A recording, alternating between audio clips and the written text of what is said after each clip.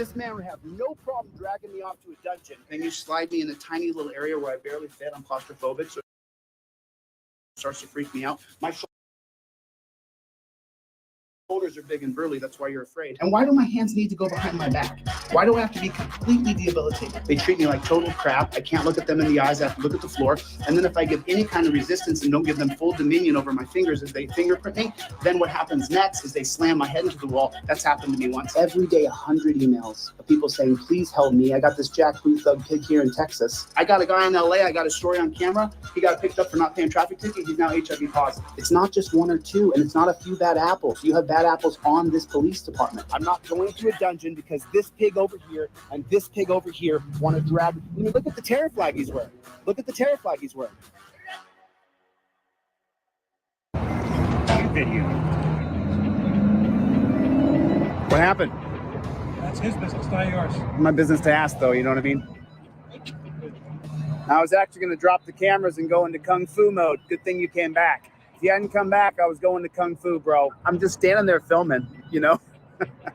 These guys are so predictable. Such beta male chumpzillas that when you put torture cuffs on someone, you're torturing them. I appreciate your information. Well, it might not affect you at all. You might not give a rat's ass about another man. How many cops you guys need? You guys need a few more cops here? 1, 2, 3, 4, 5. Get another giant like this one. There's no third party to film cops searching your car. I mean, one time after I became known across the country, then the cops didn't put me in torture cuffs quite as tight. I was in torture cuffs and the guy tried to cut off the blood to my ulnar nerve in my arm. That's why this hand shakes now. That's what he did. He's got his hands on his head like a POW though. You know, I'm not a fan of police, but at the same time, I'll treat you like an individual. Absolutely. Until someone gives me a directive or tries to demand my ID or. No, so you can't do that in here. You can do it to us all you want. So let me report other people. Now let me tell you this: go pound sand. Go pound sand, bro. Jump down on your knees and eat my shorts. I'm filming them right now. What are you gonna do about it? What are you gonna do about it? Well, I can keep it out. No, you can't. No, you can't. Go ahead. Now let me educate this dirty jackboot thug pig. You have a First Amendment right to film police. That right does not change when you go into a police lobby. It's right there, the right to film cops. You got people like that who don't know that this is a public forum. I can film in here anytime I'd like. What are you gonna do about it? Well, you're not gonna do a damn thing. And if you do, I'll sue you personally under 1983. And then you'll face federal district court. Or take your happy ass back to your office and flee like a little dog. That was easy. Look at this kid. Look at him. They little stick figure they put in a costume. That one there was a violation. Personally, I wouldn't have it. This is a kid. I could wipe the grief from out behind his ears. Don't do this crap. Was your daddy a pig? Tell me what happened. Retire now, dude. Are you going to physically stop me from doing my job? I'm not going to physically do that. Okay. Well, then I'm going to walk around here and take some videos. Okay. So if you're done, then Yes. head on back. Okay. Thank you. All right. Have a good day. Appreciate you. Okay.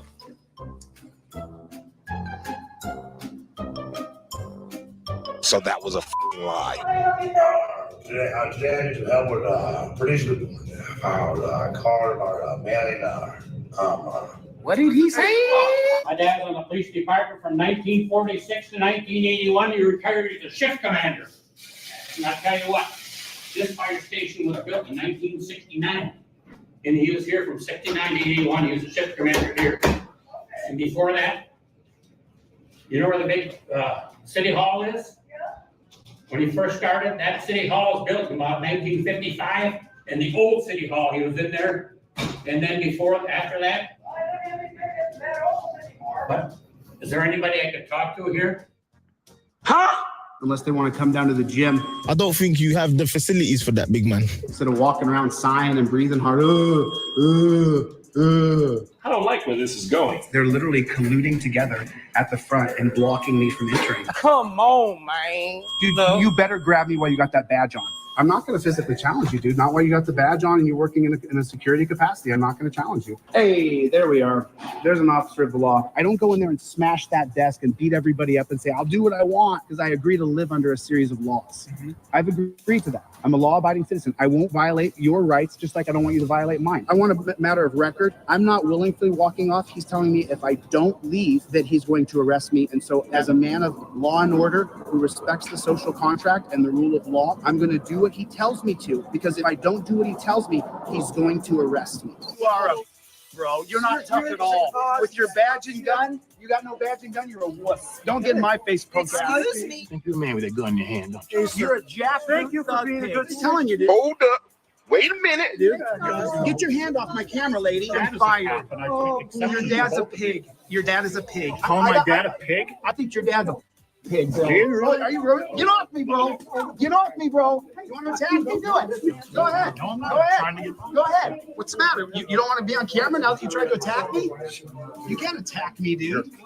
You need to get on a stair stepper for a while. Where is law enforcement? Got a minute and 46. For law enforcement for what? For having a civil discussion? Name and badge number. Name and badge number. What's your name and badge number? Hey, you have to identify yourself according to policy. Leave him alone. No, he has to identify. No, he doesn't. Yes, Leave he him does. alone. Go back to California. Leave them alone. You're upset because he didn't identify himself. You can't act in your official capacity and not give your name and badge number. This cop comes out here and starts demanding me around and then threatens me that he's going to come out. Well, then do it. Do it. Put me in torture cuffs. Then I get damages. Right now it'll be a declaratory judgment. Sure. He came out and asked me if my name was Dan. I said, I'm not going to tell you my name's Dan or not. And then he said, well, you can't film in here. You're making someone feel uncomfortable. So then I went right over and I put the camera around. The guy said, what are you going to do about it? Got his name on the back here, and you also have my card with my contact information. We went away from badge numbers because we changed from badge numbers to department Solomon seniority. Aries. Is he a lieutenant, a captain, a sergeant? What is Solomon? He's a police officer. He's an officer. Yeah, Well, yes, sir. he should not be promoted. You don't get to not identify and act in your official capacity. And that is worth filing for. It will take me about 4 hours to write. Policy not to jump out of people's vehicles. But you guys killed the battery. Not allowed to. Are you going to help her get her car started? Can't base off my policy. Off your policy. What's your name and badge number? For what? So that you can identify the thousands of people watching. Why do I need to identify myself? Because you're an officer on duty, and according to LVMPD handbook, when someone asks you for your name and badge number, you're supposed to give it. Based off what? Your handbook that I've read, that you have not read, obviously. I'm a member of the press. I'm a member of the press. I need to identify you. Okay, I'll do what I do. I grew up in this town, and this is bullshit.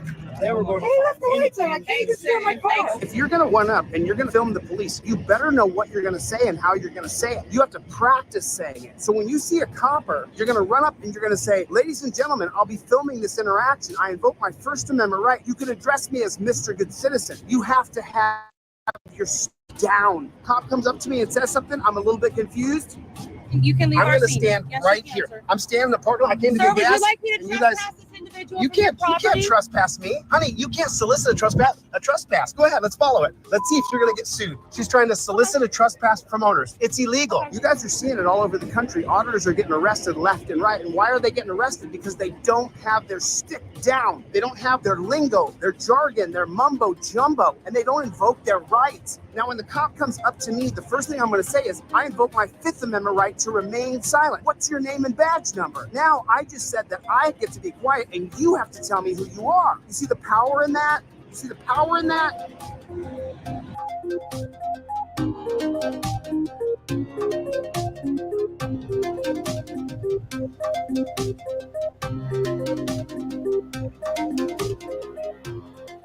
What's going on out there in the land of the unfree America?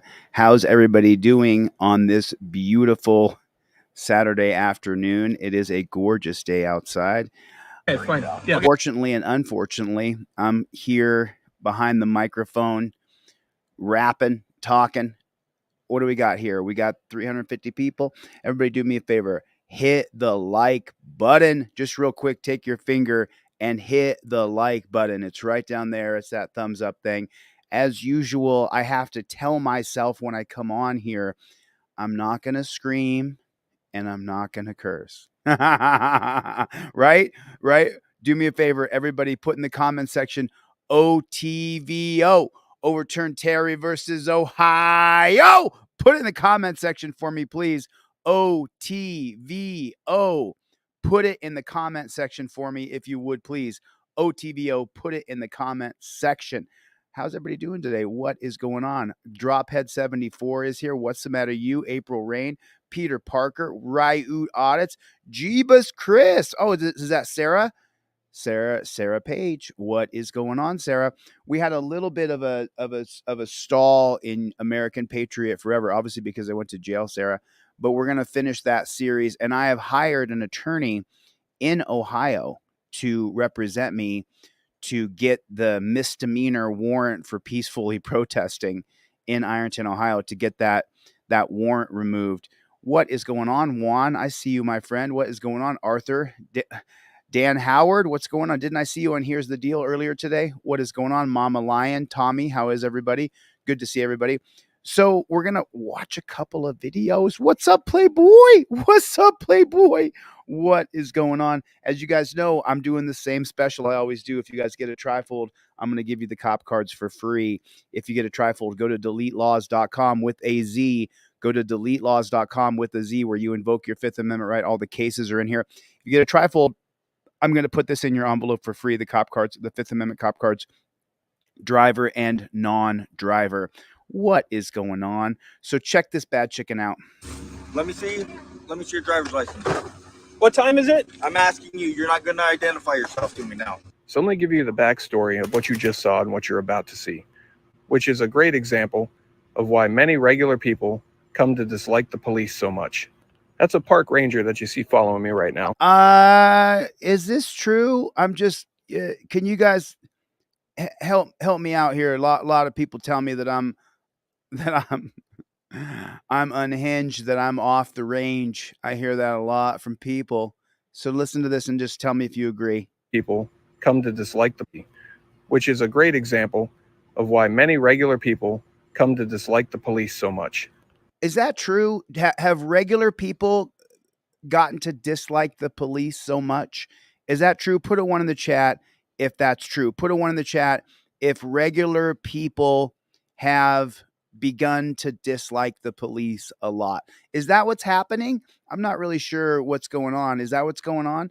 Is that, are regular people starting to dislike the police? Is that what's going on? I'm just not sure, really.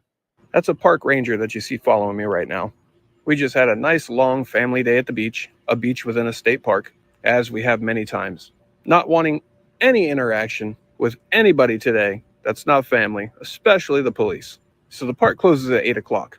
And on this day, we had come up from the beach to the parking area, rinsing off the little ones, getting all the sand off of them, getting them changed, packing everything up. And as we're doing that, at about 7:35, this truck pulls up. I didn't record it because I didn't expect it, and none of the audio or video on the vehicle were running at the time. Oh, I'm so sorry. I really, really hate to interrupt the video. Chevy with the 1, Lezo TVO. I see you in the chat over there too. But what does your Fifth Amendment cop card say? Number 1, cop cited. Cop cited, the very top one right here. You see where it says right here, cop citing or cited? Start filming. What does it say on your cop card? When you see a copper, when the cop is cited, cop citing. Do you see it? Cop cited or citing? That is when you cite, when you're citing, seeing coppers. The moment I see the cop, as soon as I got eyes on that copper, phone comes out and I start recording. Immediately. No wait. You see the light on my phone? That way the copper even knows I'm recording you. Right here on my Fifth Amendment cop card, it says cop cited. Start filming and state, I invoke my First Amendment right to be press. 2017, Turner versus Driver upholds my right to film police. So he said it. You heard him say it. He said it right here. Parking area, rinsing off the little ones, getting all the sand off of them, getting them changed, packing everything up. And as we're doing that, at about 7:35, this truck pulls up. I didn't record it because I didn't expect it. Oh, what did he just say, folks? What did he just say? He said, I didn't record it because I didn't expect it. He said it.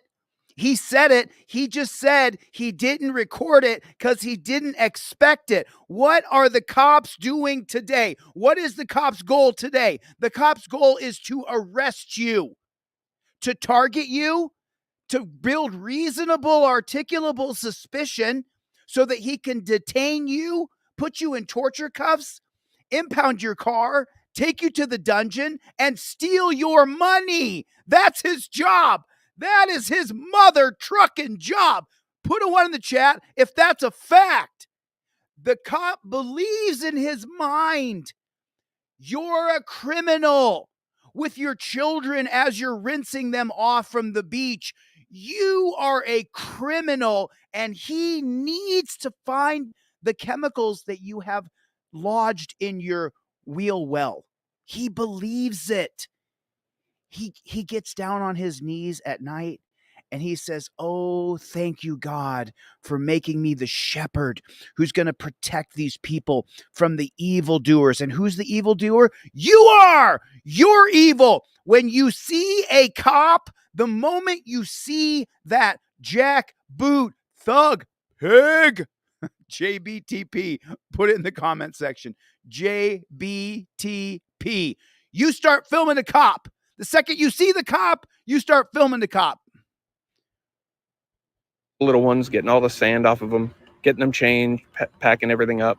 And as we're doing that, at about 7:35, this truck pulls up. I didn't record it because I didn't expect it. He didn't expect it. That's his fault. I'm going to stop it again. Do you expect it? Put it in the comments. Yes, I expect it. Yes, I expect cops to harass me. I expect it. Put it right in the comment section. Yes, I expect it. Let's stop playing the bullshit games. Oh, bad language. I got to watch it. Okay, I'm going to watch the bad language. That is beautiful sunshine bunk BS. I expect it. I expect it. I expect them to target me to arrest me. I expect it. I'm ready for it. I know that's what they're going to try to do. And none of the audio or video on the vehicle were running at the time. But this truck was occupied by this park ranger, Jack Wallace. I had seen him buzzing up and down the road for a few minutes before he stopped by with his red and blue lights on, doing God knows what. And he stopped, put down his window, and he had an attitude already. He said, "Hey, the park closes at 8, and it's 20 minutes. It was actually 25 minutes, but I was like, "Yep, we know." He says, you better be out by 8. I said, "I know. Are you going to be out in 20 minutes? And I was like, "Listen, we know the times. We're always out by 8. We're good." As he drives off, he's like, "Make sure you're out by 8. And again, he just had a nasty attitude. We're already rushing to finish up as fast as we can because those stupid little beach gnats start biting you. So we are in a hurry because we want to hurry up and get the hell out of here, not because he said so. But we aren't those rude people who are going to push it and stay after closing. Just in general, we aren't that. We always comment when we leave right at 8 and we see other people's cars are still parked. They're not even starting to get ready to leave yet. That's not us. So we continue to do our thing to get ready to hurry up and leave. Everybody's now in the vehicle. After a happy beach day, they're just waiting for me as I put the last 2 things in the back of the vehicle, and then we're off. As I'm doing that, Jack pulls back in. This time he gets out. As soon as I see him, I immediately start recording because of his bad attitude before. I recommend everybody always record. As I'm doing that, Jack pulls back in. I think it's appropriate here how Brick Jones has written, "Yes, Copper wants and I expect harassment." And then when you have the video like this, the Copper ends up just perfectly right above Brick Jones' comment. There he is. He expects harassment from the Copper, and now the Copper is right above. Yes, an unfortunate fact. Yes, we expect it, right above the Copper. I think that is just classic. This time he gets out. As soon as I see him, I immediately start recording because of his bad attitude before. I recommend everybody always record all interactions with any law enforcement because you never know, but especially if they've already had a poor attitude when you've done nothing wrong. So important notes are when he comes back, it is 7:56, and from where we are, we have no. This time he gets out. As soon as I see him, I immediately start recording because. Okay, but he didn't start recording as soon as he saw him. So I'm sorry. Jack pulls back in. This time he gets out. As soon as I see him, I immediately start recording because of his bad attitude before. Okay, but see, that's the whole thing, is he didn't get the bad attitude on camera before, and I'm being dead serious. I'm not joking. I'm not just like, ha, ha, ha, right? I mean, I am ha, ha, ha, but, this isn't like, he. I don't know how to say this. I really actually mean it, though. With no facetiousness, with no joke, with no slant, there's not a punchline coming here.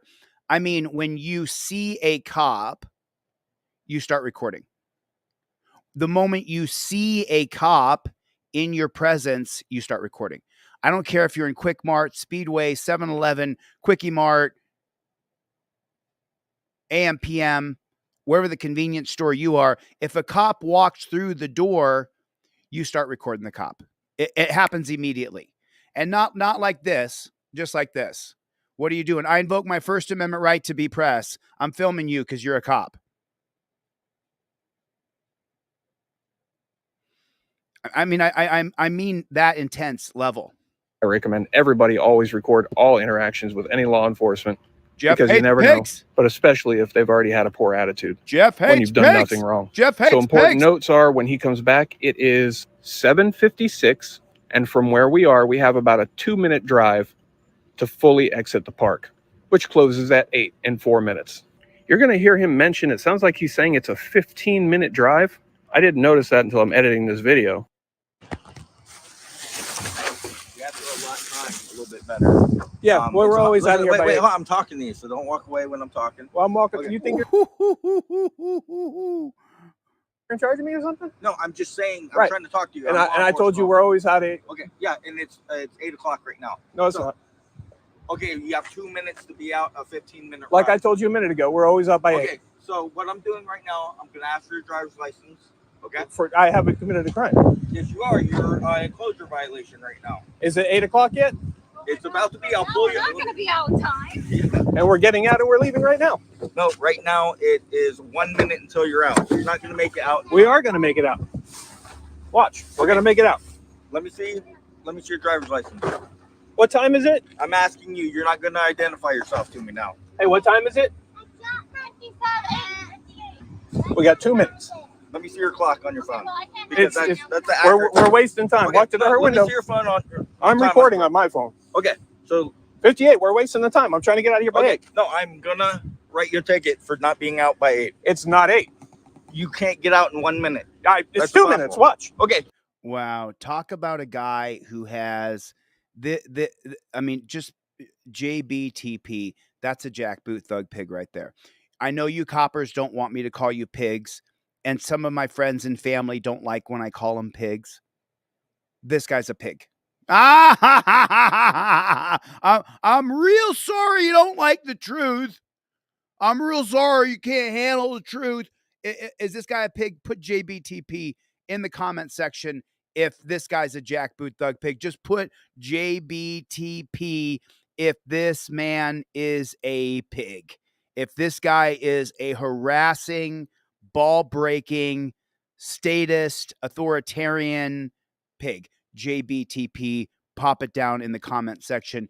He's trying to give a family with children a ticket for not getting out of a particular area in the allotted time to get out. That is the kind of shit. Second bad word. I got to slow myself down here. Well, if you're not out. So he's already wasted a few of our minutes. And in that time, we would have been out already. So we're driving towards the exit now, and he's racing to follow.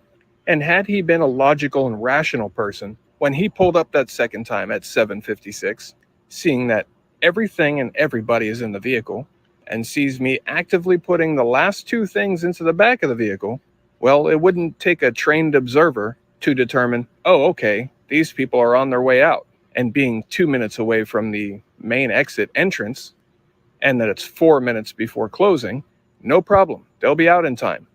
But no, at 7:59, after he's wasted my time, remember, he decides he's going to pull me over. And you'll hear him say he's stopping me to prove a point. So his probable cause was point making. That's just a respect my authority type of thing, I think. But we'll talk more about my thoughts and observations here in a minute. But first, we'll let you hear what he has to say for himself as he wastes even more time. Okay. Well, now it's going to be after 8. Well, it's 8 right now. But So when why I'm done, such I'm the trying to prove a ordeal? point here. I'm trying to hurry up Okay, to be out of listen. We're I asked listen, nicely we're 20 here. minutes We're ago. here all the time, and we're always out by 8. Okay, listen. It's 8 o'clock right now. I'm trying to. Right. I'm going to give you a warning tonight. Oh, gosh. Thanks so much for harassing me so you could prove a point. So that you could prove a point. I'm so glad that you harassed me so you could prove a point in front of my wife and kids and act like a horse's ass. Thanks for only giving me a warning so you can prove a point. You're harassing me, stopping my life. You're supposed to function as someone to help me and uphold my rights, but instead you're a law enforcing piggy. Hurry up Okay, to be out of listen, We're I asked listen, nicely we're 20 here minutes we're ago. here all the time and we're always out by 8. Okay, listen.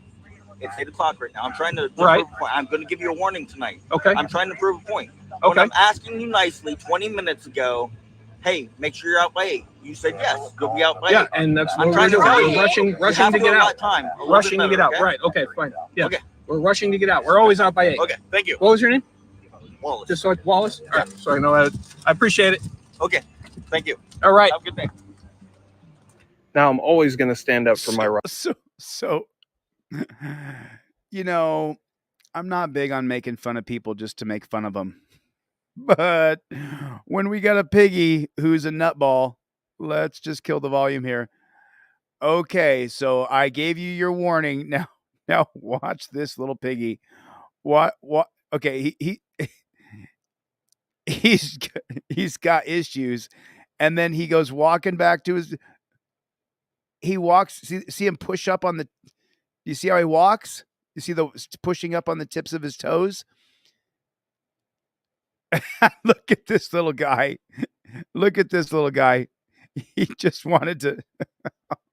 So sorry. I'm so sorry. I know it. I know it. I know it. I know it. I have since I was a young kid, and I always will. But in this instance, I have my family with me and young kids with me, and that's an armed, unknown individual. And we've all heard the crazy stories from across the country. So you never know who you're dealing with when you deal with these people. And I'm not going to take the chances when I'm with my family. So there's a bit more I would have said and would have done had I been alone. And I think part of the problem here with Jack Wallace might be being a park ranger, he doesn't see much action. He may not encounter people very often standing up for or even knowing their rights. You heard what he said. I'm the law enforcement. Don't walk away from me when I'm talking to you. And also demanding ID just because.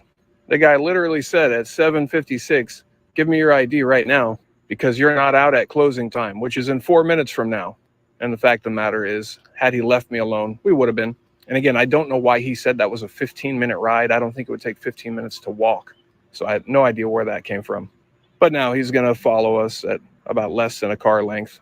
And he had said that he was going to write me a ticket too. Maybe he thought better of it because he stopped the person for not being out in time before it was even time. And regardless, was it that big of a deal? Like I said, I definitely would have been out by 8. But even if he sees people that's actively pushing to get out of there and they're going to be out by like 8:01, 8:02, is that the mentality? Steal people's money who crossed the line a second after 8 o'clock? Yes. Let me jump back in here with you guys. Okay, so I love this guy. I subscribed to his channel right away. I liked it. Twisted Luck Truth, right here. This guy. That's the name of his channel right here. Twisted Luck Truth. If you guys can't see it, but when I watched this video earlier, I heard this part and I was like, I can't wait to share this with you guys. People that's actively pushing to get out of there and they're going to be out by like 8:01, 8:02. Is that the mentality? Steal people's money who crossed the line a second after 8 o'clock? Yes.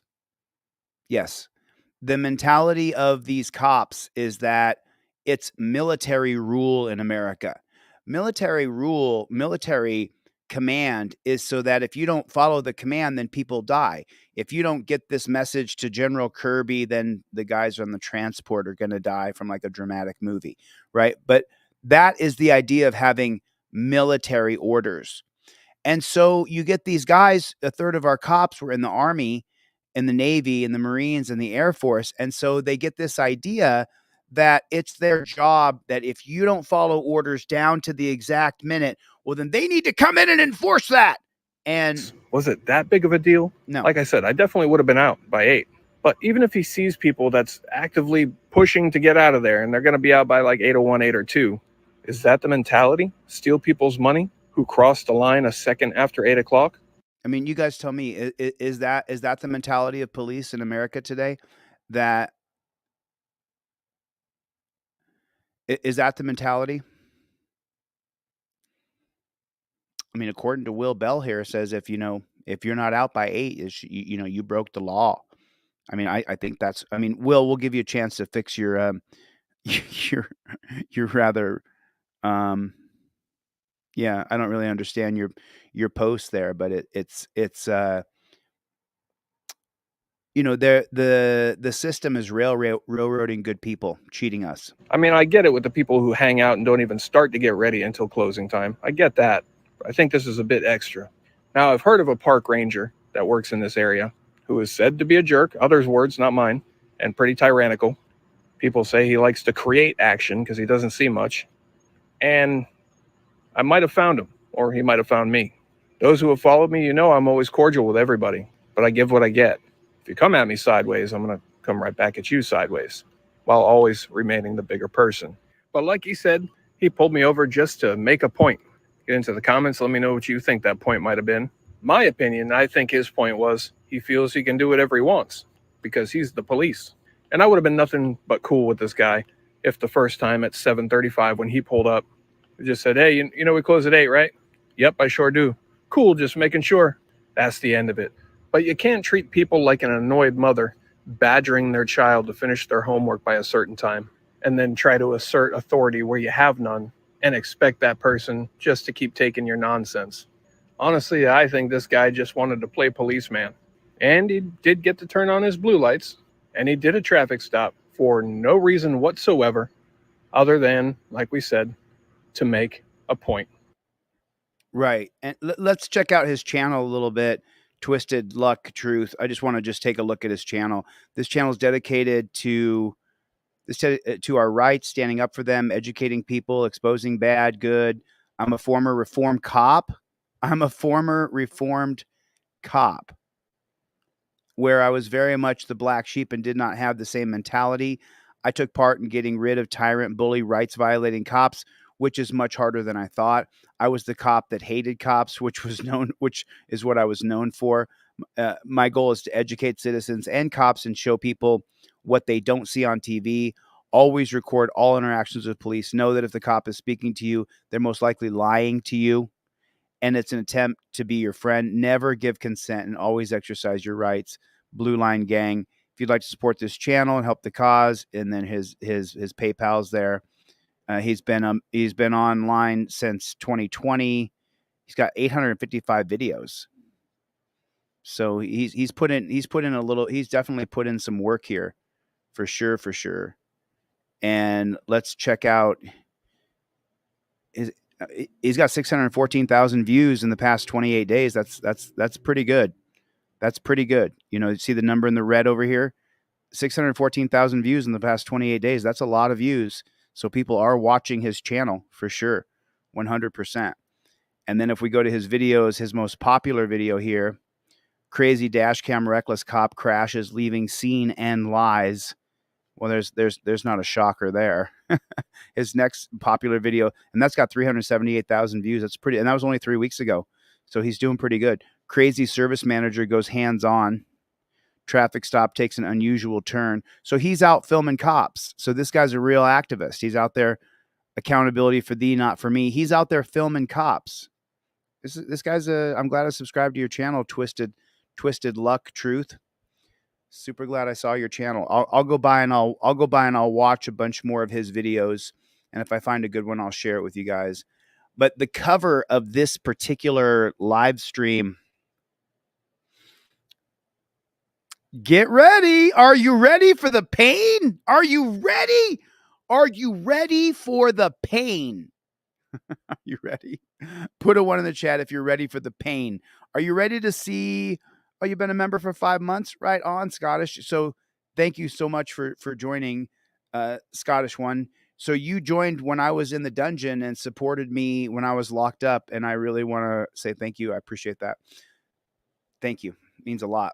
So here's the pain. So in case you guys don't know, this is from This Is Butter. I told you This Is Butter's got a good channel. New Jersey Attorney General released body cam footage of the fatal shooting of Victoria Lee. They shoot this girl when she's holding a jug in her hand.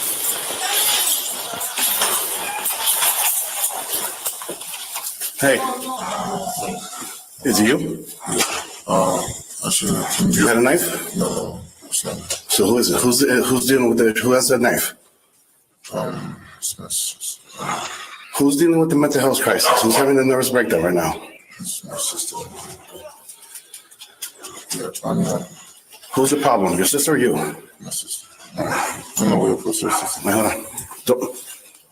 Stop. He's pushing the guy. He's physically pushing this tiny little guy around. She has a knife. She's going to hurt. Don't come in.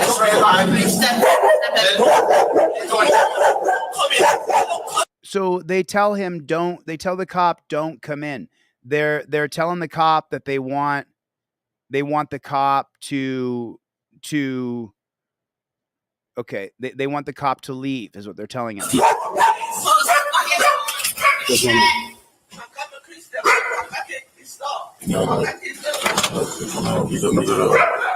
The dog first. All right, put the dog in. Let's go. We gotta go. Open the door. Open the door. Open the door, ma'am. You have the key? Open up the door, ma'am. Is someone home? Yes. Open the door.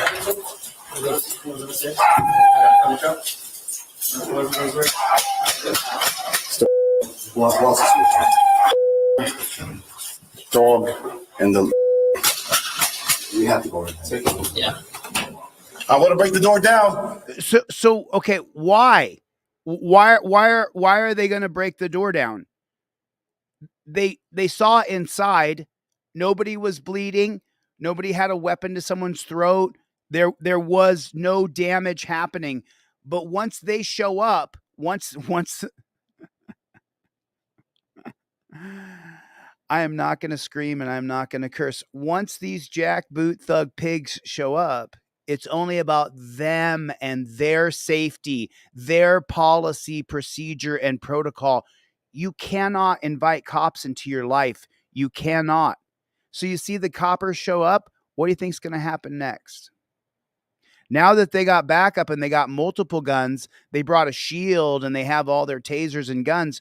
What do you think is going to happen next? What could you even imagine what's going to happen next? Go ahead, I'll stab you when you fucking die. Sir. He literally reached for his gun. Watch this pig back here on the right. Down. Go ahead, I'll stab you when you fucking die. Sir. He goes to grab his gun. Did you see it down here? Sir, do me a favor. We don't want to shoot you. Before We want to help you. So Sir. you're gonna have to follow me, okay? All right, before we go on, Go home, can we Dad. go less lethal? Who wants to go less lethal? Who wants to go lethal? Instead of me screaming, "You dirty, nasty, pigs!" Right? I'm just gonna laugh it off. Listen, you gotta listen. You gotta listen to learn. Okay, listen here. Go home, Can we Dad. go less lethal? Who wants to go less lethal? Who wants to go lethal? Can we go less lethal? Who wants to go less lethal? Who wants to go lethal? Who wants to go with a gun to kill this 100-pound woman? And who wants to shoot her with a taser? Those are the two choices. You disgusting king maggots. You're the lowest. You are the degradation of human beings. You are worse than pond scum. You really, truly are. You piece of garbage. PIG. Because they don't want to be called pigs. Maybe someone else not lethal. Oh, the first two volunteers, the first two people, the first two coppers, what do they say? I'll go lethal. I'll go lethal. Lethal. I'll go lethal.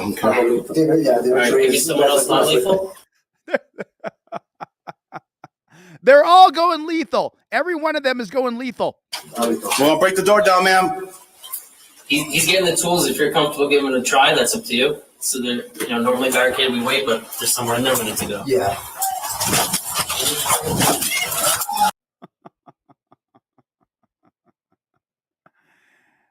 This is a welfare check. This is what the police call a welfare check.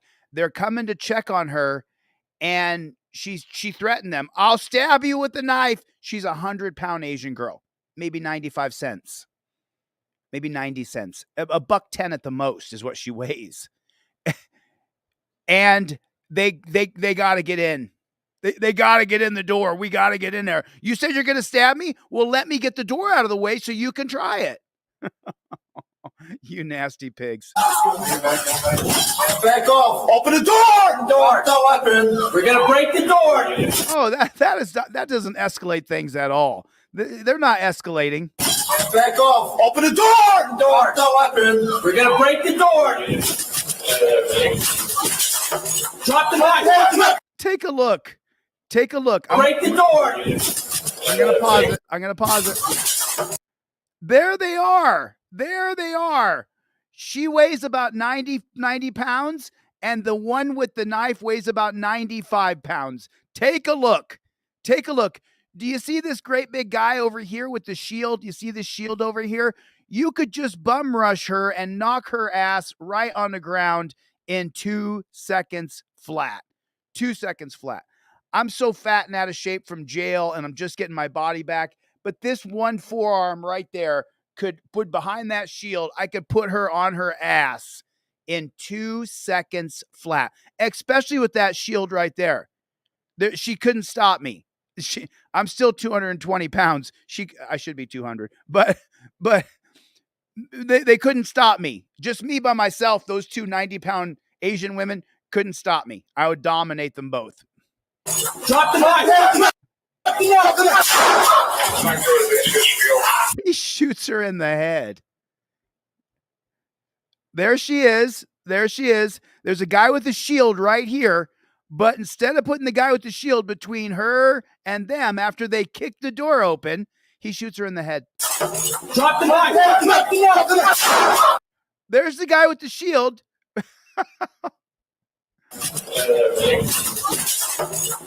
Okay, here's the guy with the shield right here. It's going to mess up because she's coming out. His shield could easily knock her on her ass. There he is with the shield. You see him. He's going in with the shield.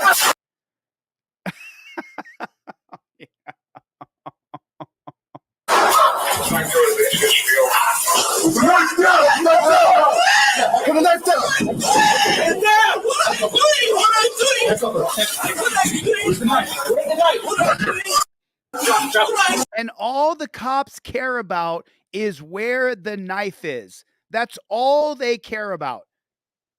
All they care about is themselves and their safety. Where's the knife? Where's the knife? Find the knife. Where's the knife? From the woman you just shot in the head? From that close? He shot her from this close away. You worried about a knife? You sure? Who's going to use the knife? Who's going to use the knife on you, copper? Oh, fuck. And wait till the copper realizes he's blown this girl's brains out. Oh, fuck. There it is right there when he realizes he just murdered her. Come on, man. Come on, man. Oh, my God. All right, yeah. So, I mean, okay. So you're going to see him grab her legs, then take a look at the red spot where her head is supposed to be. That's supposed to be a nice light brown, tan, Asian colored skin, like skin. Instead, it's a big red dot where her head is.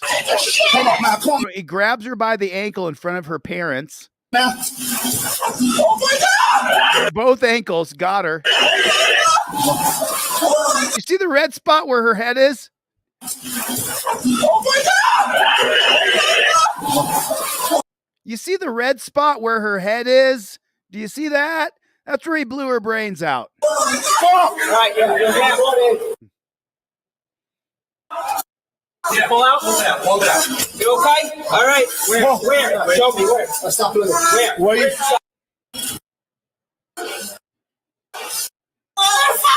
Stop. There's a shot.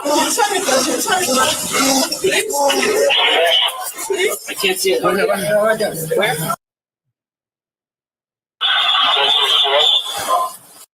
Get me towels. Get me towels. Get me towels.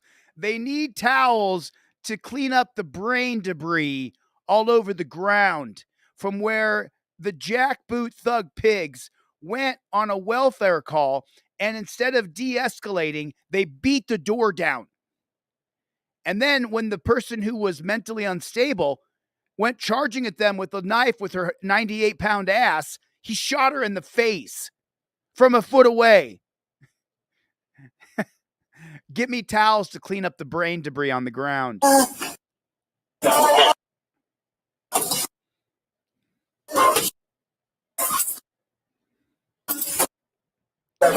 They're sparing us what they're saying. They're making sure that we don't hear what they're saying. This is the cops editing the video because there's no third party to collect the body cam footage and the dash cam footage. Yes, sir.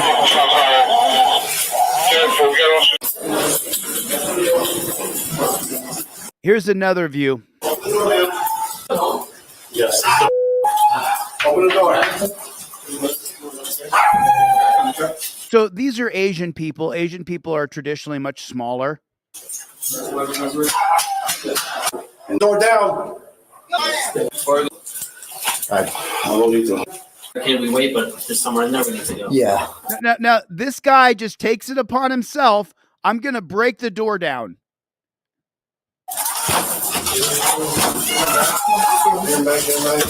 Back off. Now you get to see the coward bitch ass move this guy does with the shield, where he makes no attempt to clog the hole. Anybody ever play football before? Your job is to clog the hole. Open the door! Drop the weapon! We're gonna break the door! Drop the weapon! So the same cop who beats the door down then shoots the woman in the head. We're gonna break the door! Drop the weapon! He does not clog the hole. This man right here is supposed to clog the hole, but he doesn't.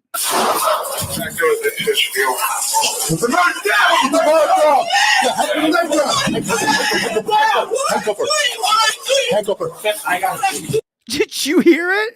Oh, shit. Oh, shit. Did you hear it? What did you just hear? What did you just hear? What did I just hear that I stopped it? What did I just hear? Tell me what. Not she's dead. What did I just hear that made me stop the video just now? What did I just hear? There it is. He just shot the woman and killed her. She's dead. Her parents know she's dead. Anybody who's observant knows she's dead. But what does the cop say?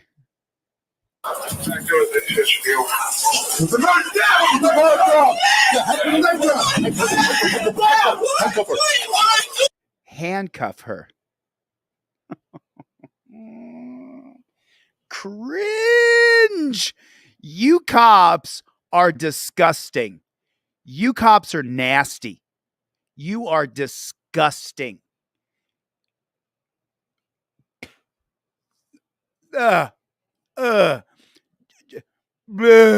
Like I could just vomit. She's dead. Handcuff her. Hurry, handcuff her. Handcuff her. I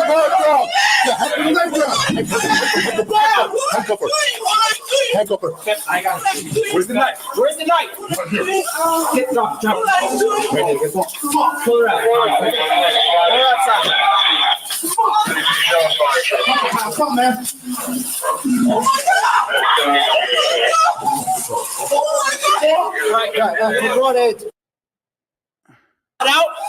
That's not a red t-shirt, folks. That's not a t-shirt. It's not a red handkerchief. She's bleeding out right there in front of them.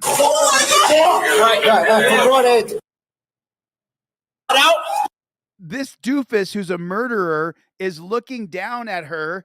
She's bleeding everywhere. Yeah. Pull out. Pull it out. Look at all the blood. Pull it out. You okay? All right. Where? Show me where. Stop bleeding. Where's the shot? Stop. Where's the shot? I can't see it. Right there.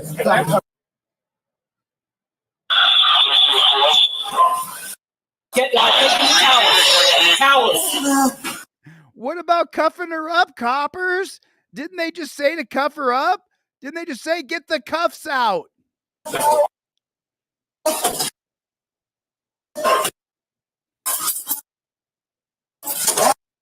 Road safety there.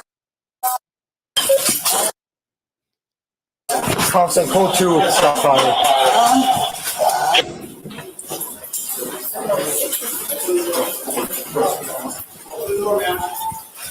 You got the rabbit tool? Should have got the rabbit tool. Someone home? Yes.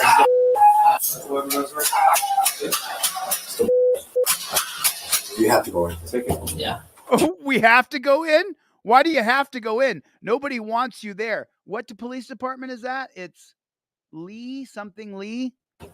I want to break the door down. Why would you break the door down? Leave her alone. Go ahead, I'll stab you in your fucking neck. Sir, do me a favor. Step back. Step back. We don't want to shoot you. We want to talk to you. Sir. Oh, no, you do. You do want to shoot her. Alright, before we're going, can we go less lethal? Do you have keys? Who wants to go less lethal? Who wants to go lethal? Alright, I'll go lethal. I'll go lethal. Yeah, Maybe someone else not lethal? Well, I'll break the door down, ma'am. So the lethal ones are in the front, the less lethal ones are in the back. He's getting the tools. If you're comfortable giving it a try, that's up to you. So they're, normally barricaded, we wait, but there's somewhere in there we need to go. Yeah. We need to go? Why do you need to go? Why don't you leave those people alone, Fort Lee police? Can you just bring him back? Bring him back, get him out here. Yeah, back off. Open the door. Door. Why is he freaking out about opening the door? Leave them alone. We're gonna break the door. Drop the knife. Drop the knife. The knife. The knife.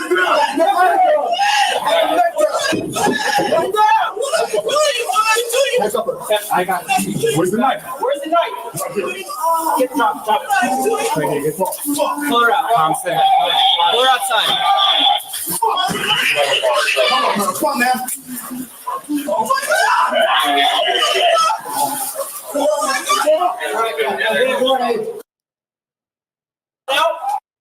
Yeah, pull out. Hold it out. Okay.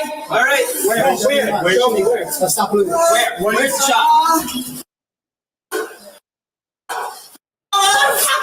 Stop. Where's the shot? Please. I can't see it. Right there.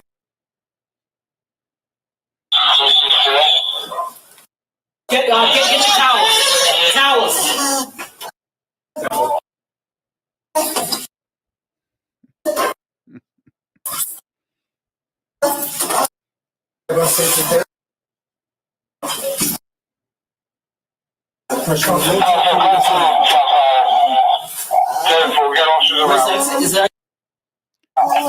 She's dead, dude.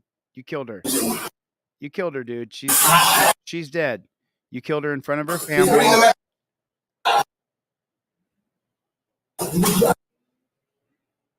And they're all okay with it. Every one of them is okay with it. Who else is in the house? Anybody else in the house, Ringo? Don't see anything. Nobody. She said nobody else, but you first scan the house.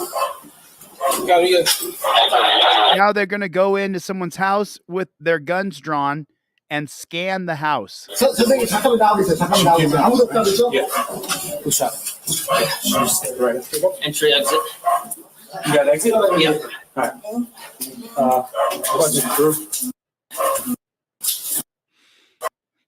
Let's see what the comments here say. If there's any comments. Oh, this is butter. It just says the footage confirms what 25-year-old Lee family said in a statement, that she was holding a water jug when officers kicked in the door. She was holding a water jug and killed her. But what authorities had said until releasing the footage, that when officers told Lee through the apartment door that she was, go ahead, I'll stab you in the neck, the victim's brother called 911 saying his sister was having a mental crisis. So what do we learn right there? If your sister's having a mental crisis, if you want to kill her, call the police. If you want to kill someone who's having a mental episode, call 911. So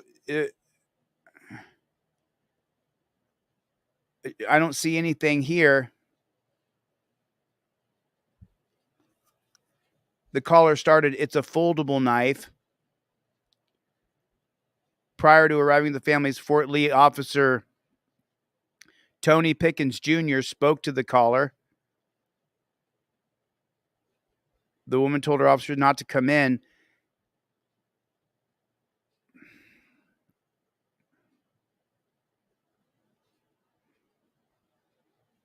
Oh, they said they struck her in the chest, so they shot her in the heart from 2 feet away. She died. She died that night. That's it. She was dead. So where is this Fort Lee Police Department? Does anybody know? The Valley Hospital in Paramus. Okay. So hang on one second here. Let me see if I can find where that is here. So this says the Valley Hospital in Paramus. Paste. So this is going to be in New Jersey. Okay, so then we go Fort Lee Police, New Jersey, contact. Let's see what they got here. Fort Lee Police Department in New Jersey. There it is right there. There's our contact information right there.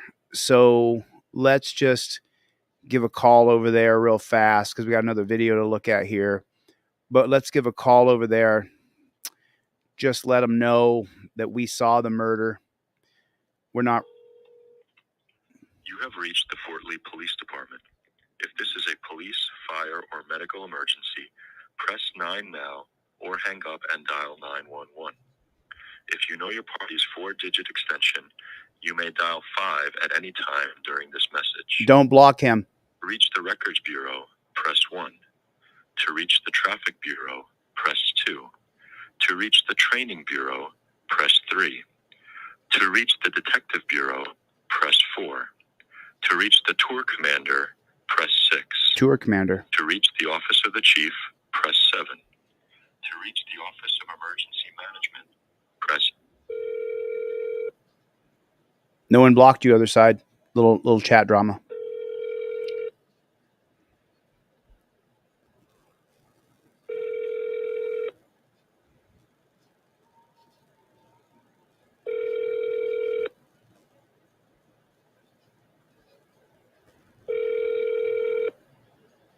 The Tour Commander. You're only 3 hours away. The Tour Commander. Let's try the Tour Commander. Let's try that one, and then if not, we'll. You have reached the Fort Lee Police Department. If this is a police, fire, or medical emergency, press 9 now or hang up and dial 911. If you know your party's 4-digit extension, you may dial 5 at any time during this message. To reach the Records Bureau, press 1. To reach the Traffic Bureau, press 2. To reach the Training Bureau, press 3. To reach the Detective Bureau, press 4. To reach the Tour Commander, press What's 6. a Tour Commander? To reach the Office You guys know of what the that Chief, is? press 7. To reach the Office of So I'm gonna. To reach the Juvenile Bureau, press 1. To reach the Anti-Crime and Narcotics Bureau, press 2. To reach the General Investigations Bureau, press 3. To reach the Evidence Bureau, press 4. To return to the main menu, press pound.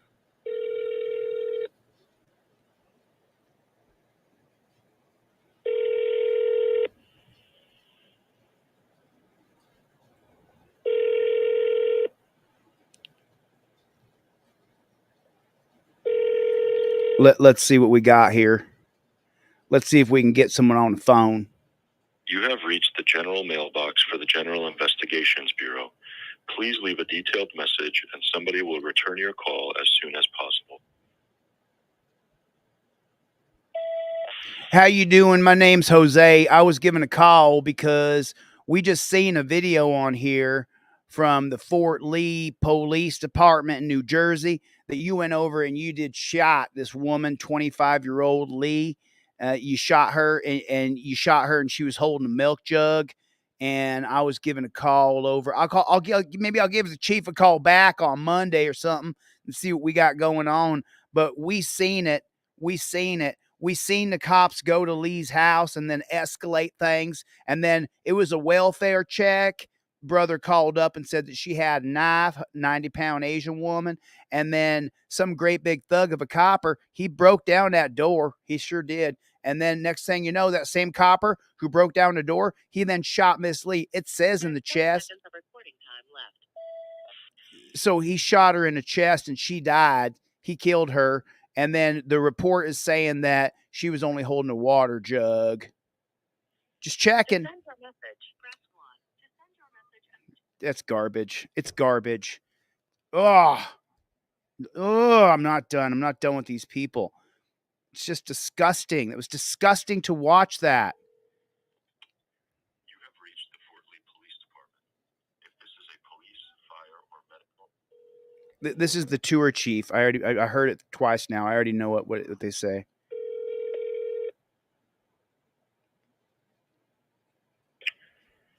Sergeant Turner, Fort Lee Police. Sergeant Turner? Yes. How you doing? My name's Jose. How you doing today? How you doing, sir? How can I help you? Listen, I'm a journalist. Everything I do is recorded on the record, and I'm just giving a call over there because we seen a video today where we seen the Fort Lee Police Department went over to this woman Lee's house, and then they shot that 90-pound Asian woman right in the chest from maybe 2 feet away. And we was just wondering if that copper who shot and killed that 90-pound Asian woman, if anything has been done to that copper, like, charged for murder. You got to call the AG's office. They're investigating it. The AG's office? Yep. Oh, I see. Because I thought that was a police station full of police officers. No, you got to call the AG's office. They're investigating it. But isn't the arrest done by police, though? It would be done by the AG's office. You got to give them a call. So the Attorney General's office would do the arresting? Correct, sir. You know the video I'm talking about then, right? I do. You can give them a call. They'll give you more information. Right. But you work there, and so you're responsible. We back the blue around here. We got a bunch of blue backers around here. But at the same time, once in a while, there's a bad apple like that copper who escalated everything, and he beat down their door, and then he shot the same woman after he beat her door down. If he hadn't beat her door down, then he wouldn't need to shoot her. So we want the good coppers to arrest the bad coppers is what we was hoping. What do you think of that? Ossifer? Hello? Ossifer? Is you there? Is you there, officer? You ain't there no more? That son of a gun. You have reached the Fort Lee Police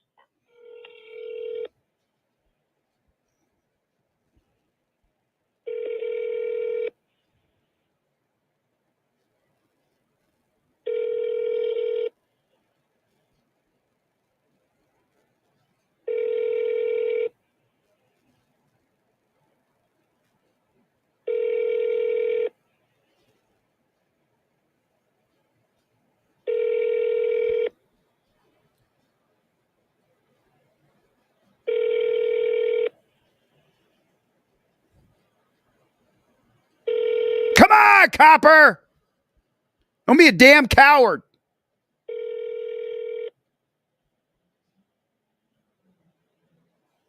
You dirty duck diving son of a... You stupid patty whacker piece of farfig. You son of a... I am not going to curse, and I am not going to scream. I'm not going to curse, and I'm not going to scream. I'm not going to do either one of them, all right? Take a breath.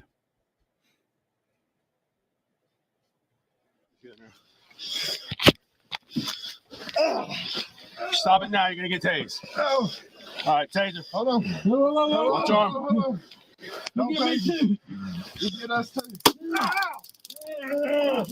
Stop. So they got 4 cops on top of this guy, and now they're tasing him. Now. It's right there on the floor, right there. Okay. Can you get it? Well, since you're still hooked up, if you got shock in you, just put his leg down here.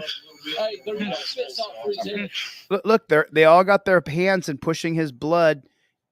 You pull that in the front. Yeah, they're both out. There it is. Here's the spit salt. See, breathe in.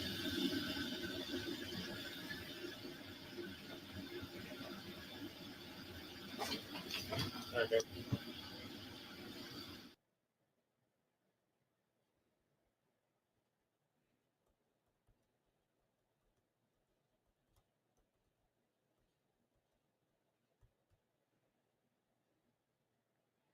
Tennessee family lawsuit says video shows police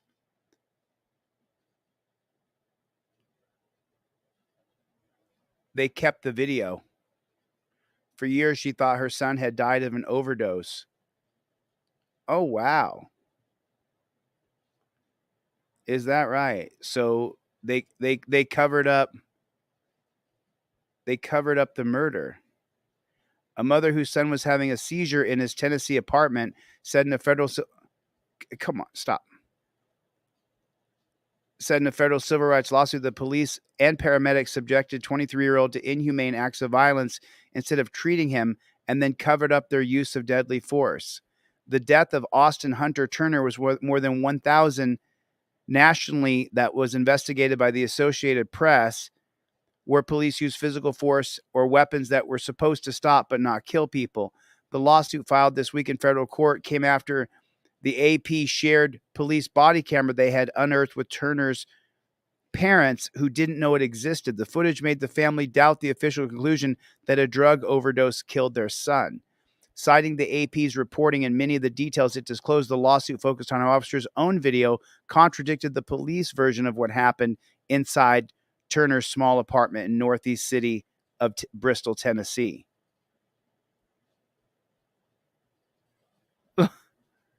They murdered him.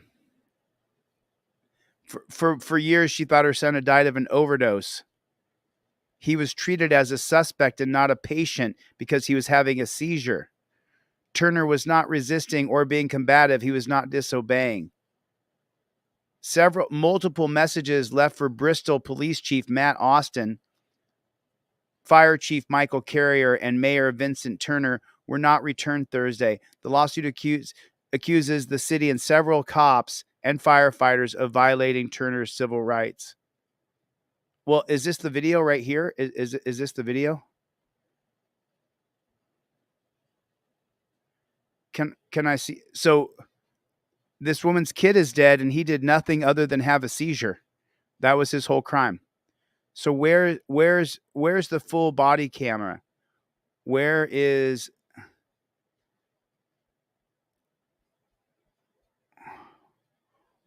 the full body camera? That's super frustrating that we can't find it. Let me see. Let me see if I can find that bad chicken.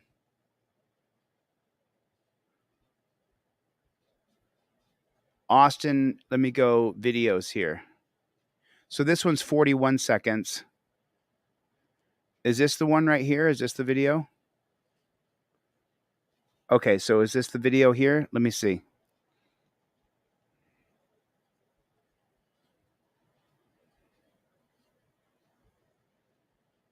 Sure would like if they played the video here.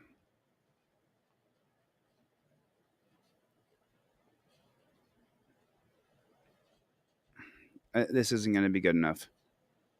So let me try Austin Hunter Turner. Let me try YouTube here. Austin Hunter Turner video, police, Tennessee, Bristol.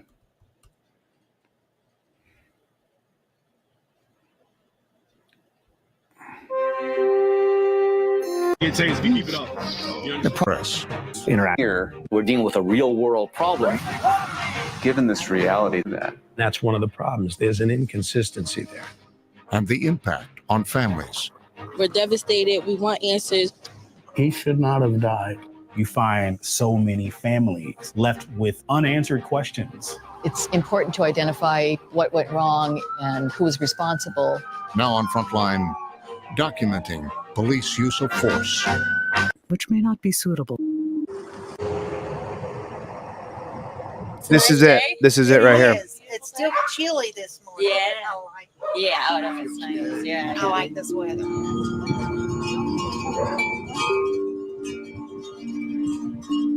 Associated Press reporters Mitch Weiss and Kristen Hall have come to Bristol, Tennessee to talk to Karen Goodwin about the death of her son, Austin Hunter Turner.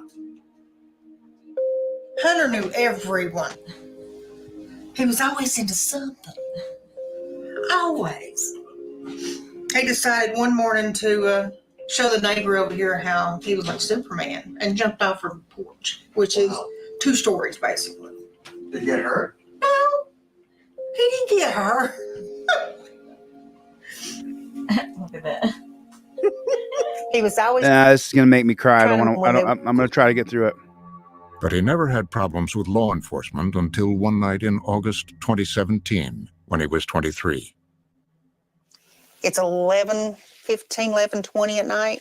My son's girlfriend, Michelle, she called me and she said, "Oh God, Karen, something's wrong." And I said, "What's wrong, Michelle?" Hunter started going in circles with his arm pointed out. And then he fell and now he's making moaning noises and he's not moving. And I said, "Honey, call 911. Oh no. I'm sorry, folks.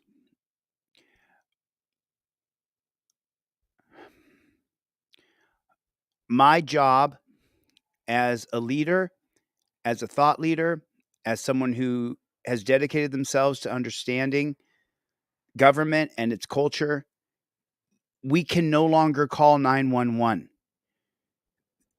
The cops are going to come and you could be killed.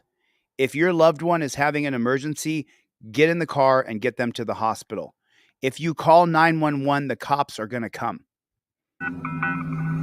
911, where is your emergency? My boyfriend just started twitching and fell on the floor. I think he's having a seizure. Okay, and you said your boyfriend is having a seizure. Is he still seizing? He started twitching and fell on the floor. He's foaming at the mouth. Don't hold him down. Just let him work the seizure out. If he stops shaking, I want you to turn him back to his left side and make sure that if he's got anything like saliva or anything in his mouth, that it runs out, okay? Shaking, turn him to his left side. That's the rescue position. That'll keep his airway open and clear, okay? Don't put him on his stomach. Karen Goodwin got to the apartment as the paramedics were arriving. Hunter's down on all fours, and then he sits up on his knees, and he stands up. And his body is just stiff. And it's weird to watch. Because it wasn't that and I knew he wasn't in control. Paramedics were unable to control Turner and suspected he was on drugs. They called the Bristol police for help. This body camera footage, which was obtained exclusively by the AP, shows the situation escalating quickly. Stop. You got his arm? I got his arm. Right now, you're going to get tased if you keep it up. You understand? I couldn't understand what they were doing or how they were doing it because you couldn't see very much. There was anywhere between 8 to 10 people, it looked like. And I'm trying to understand, is he calming down? Is he coming to? What's going on? Stop it now. You're going to get tased. All right, taser. Hold on. Tase him. All right, tase him. This to me is the despotism of our country, of the policies of police where they can have 3 or 4 guys on top of someone. They can't get their arm twisted behind their back because people lock up like this when they're afraid. They ball up. And so now they're going to electrocute the person. It's so preposterous. It's so disgusting. It has to be changed. Then they taser him with 6, 7 guys on top of him. Listen, if I back off, are you going to calm down? Because you're not going to win this battle. You understand? Put him face down. Look. I'm going to keep my language in check. Okay. So listen, you filthy, disgusting maggot pigs. Do you know why we hate you? That's why. That's why right there. 1, 2, 3, 4, 5, 6 cops, a half a dozen cops on top of a man having a seizure. You can't get his arm behind his back, so you electrocute him with 6 men putting their weight on top of him. This is why people hate the police. That's why I call you guys maggot, scumbags, pigs, low-level pieces of shit. You don't do this to people. The optics of it, what we see is absolutely disgusting. It is absolutely disgusting. Down, belly down. Y'all need a spit sock? Oh, down here. Yeah. There it is. Here's the spit sock. Through all this, I was totally helpless. I couldn't help my kid. This is my son. I'm willing to lay my life down for him, but these people are helping him. So I didn't want to get in the way of the help that maybe he could get. Frederick is They are not helping him. The officers and medics ended up subduing Turner. They handcuffed him, strapped him face down on a gurney, and put a mesh fabric known as a spit sock over his head, meant to prevent biting or spitting. His mother planned to meet them at the hospital. Are you all done in there? No, ma'am. No, Okay. if you don't mind. Is it, you're all gonna be a while? I just took your mom, we're going on the hospital. Yeah, we'll make sure The this house is is secure. Yeah, I promise. be here until Michelle, let's go, baby. We'll tell It's just so, the irony of it, she's just so trusting with those disgusting pigs. She's so you guys are here at the house, you got everything, okay. Like none of those pigs would steal your stuff. Like none of those pigs would plant drugs to come back later to bust you. Like none of those pigs would take anything from the house. Like each of those pigs is trustworthy. None of them are. 0. You joined a Death Star, you disgusting maggot of a person. You have to be told what to do to the point where you have to join a militaristic hierarchy because you don't know what to do with your life. You're a fucking loser, bro. You're a loser, pigtail. You're a loser. You joined this because you can't do anything else. And this woman is so blindly trusting to these pigs. But when she arrived at the hospital, she was told her son had stopped breathing. They were doing compressions, swapping off the 2 nurses. And they worked about 15 minutes. And I asked the doctor, how long can you do this? And he said, we can do it for an hour or so. Because we've got oxygen going. Okay. 30 minutes goes by. And I look, because I'm standing right at his shoulder, holding his hand. And this whole side of his chest looked like Jell-O when they pushed on it. It was just given that free and easy. And I told him that's enough. My baby needs to rest now. Stop.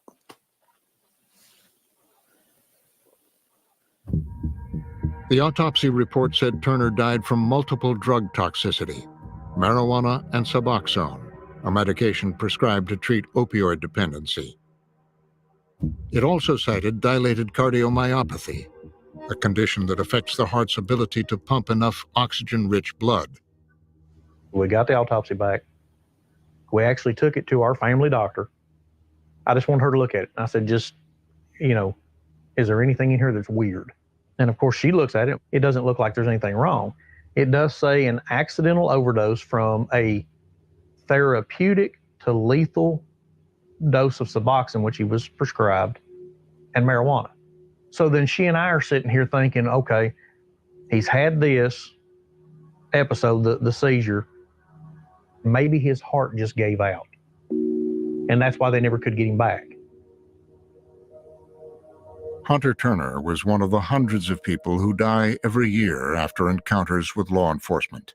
Most of those deaths are from shootings, but others, like Turner's, occur after police use restraint methods that are not supposed to be deadly. Why don't we go ahead and get going here? We've got a lot to get through. For the past 3 years, a team of reporters from the Associated Press, in collaboration with the Howard Centers for Investigative Journalism and Frontline, have been compiling and investigating deaths following police encounters that involved tactics known as less lethal force. Really? This video is 3 months old? Well, the murder of George Floyd. Why didn't they contact people who actually have studied policing for decades? Floyd really raised questions for a lot of people about the extent of police. The murder of George Floyd really raised questions for a lot of people about the extent of police use of force. We're looking at deaths that don't involve someone being shot and killed, deaths after interactions that involve at least a certain level of force that's beyond handcuffing. Less lethal force can be a range of things, and it doesn't always have to be excessive use of these things, like a taser, a baton. It can be physical force, punching, taking someone down. It can be when they're down, they're in prone position with a knee on their back. Forced sedation is an interesting one. The goal is to subdue someone so that they will stop doing whatever they're doing and perhaps get help in the hospital. Not all of these people who die are sympathetic characters, and police show a level of restraint in the sense of they try and physically subdue them rather than shoot them. For years, Right, but he said that they physically will try to subdue them, but Random American wrote right here, maybe he got dogpiled, shot with 50,000 volts of electricity, and then chained up like an animal or a slave from 1850. And that's why he died. He had what's called a schematic stroke, where your blood is trying to oxygenate different parts of the body, where cops are pushing down into your shoulder, into your back, into your thigh, into your butt, into your calf. There's not enough blood for the brain, so you have a stroke and you die. So that's what we're seeing here. the federal government has struggled to count these fatalities, and the data it has collected is incomplete. The responsibility of the federal government is to track these cases, to understand the full scope of what's happening across the country. Their data collection efforts are hindered by police departments that aren't always sending them the data that they need. You have places, not just individual departments, but in some cases whole states where you just can't get very much information at all. Tennessee. Despite these limitations, North Carolina. The reporters were able to build an unprecedented database. Through nearly 7,000 public record requests, the reporters collected hundreds of thousands of pages of documents, including autopsy and police incident reports, and footage from cell phones and body-worn cameras. We went to medical examiners, coroners' offices, police departments, state agencies that investigate these deaths. Even when they turn over records sometimes, the records aren't all the records. It may be just the incident report, which is the basics. Sometimes you'll get investigators' reports, and it'll have a little more detail. Each layer has more and more clues. We took him to the ground. He was combative. He was agitated. He didn't listen to us. He had superhuman strength. These are all red flags for us. Then what we'll do is we try to get the videos to see if the videos actually correspond to what's in the police reports. Based on the data they were able to gather from 2012 through 2021, they found 1,036 deaths that involved police using some kind of less lethal force. a fraction of the overall police contacts with the population, but still an average of about 2 per week nationwide. These are still rare, but it happens more often than the public knows about. In about half of the cases, medical officials cited law enforcement as causing or contributing to the deaths. In many others, significant police force went unmentioned, and drugs, pre-existing health conditions, and other causes were blamed instead. These incidents involving less lethal force are often more complicated than a police shooting would be. They often involve multiple factors that could lead to death. In many cases, it's sort of unclear what role the police force played in the death. Not all of these are a George Floyd level type of case or death. In about 1/3 of the cases examined, police were intervening to stop people who were injuring others or posed a threat. Police are stopping them from killing somebody else. They've broken into someone's home, they're menacing people. They seem to be having either a mental episode or they seem to be extremely high on a stimulant drug like methamphetamine or cocaine. You have to consider what sort of a situation the police are coming into. Was this person trying to hurt other people? Were they going at the police themselves? That's one of the key takeaways, is that there is a lot of nuance in these. In the case of Austin Hunter Turner, the body cam videos raised questions for reporter Kristen Hall. The very first thing that I saw was just how immediate the officers took steps to escalate the situation.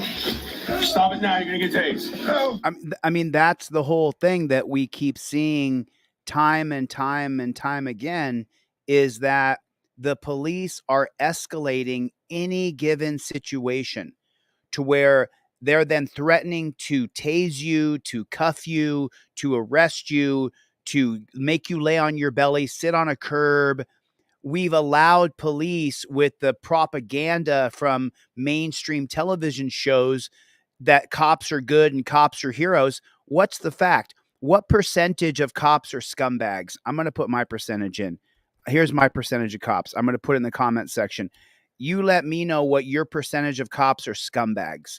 I put my percentage in right here. This is what I think is the percentage of cops that are scumbags.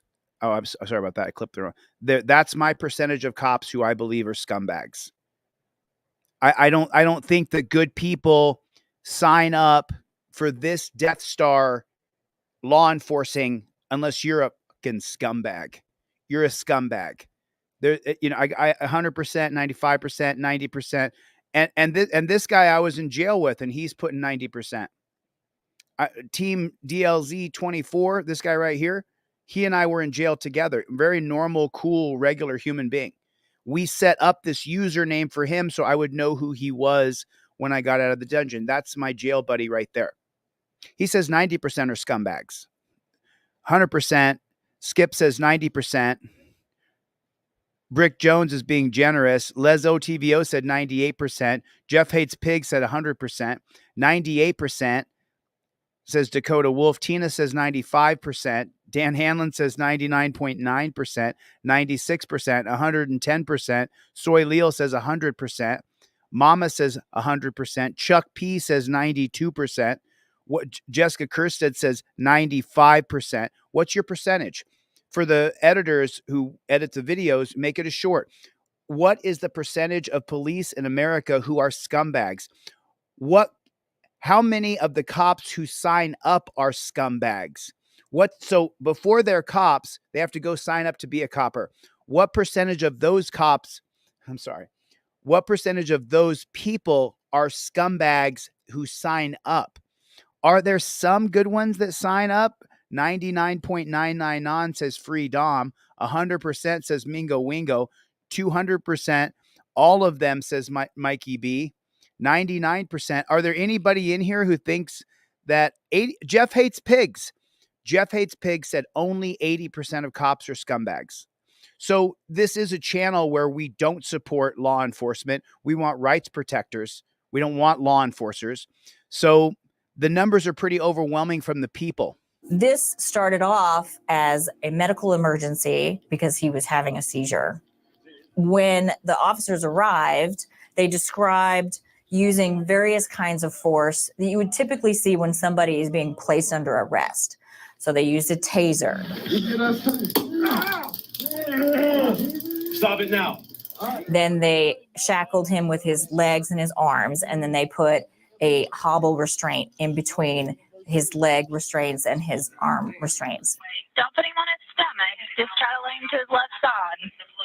When Hunter's girlfriend called 911, the dispatcher told her that he needed to be on his side, not on his stomach. Put him face down, belly down.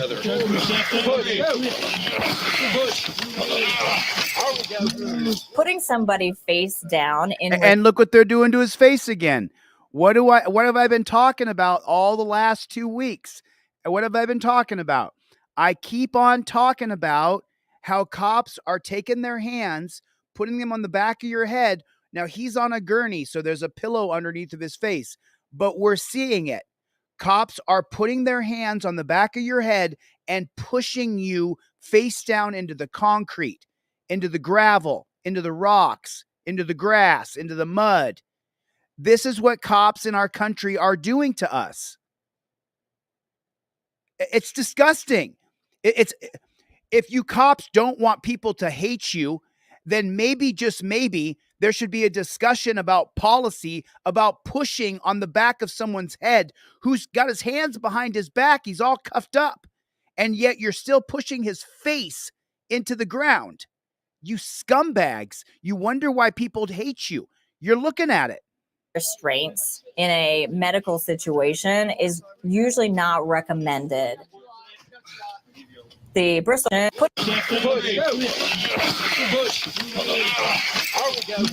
putting somebody face down in restraints in a medical situation is usually not recommended.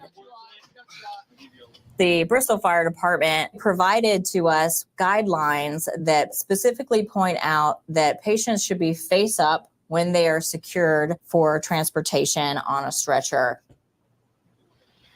Then they put him into the ambulance. I don't know what he's taking, but he's fully dilated. After a few minutes in the ambulance, paramedics realized Turner was not breathing. Is he breathing?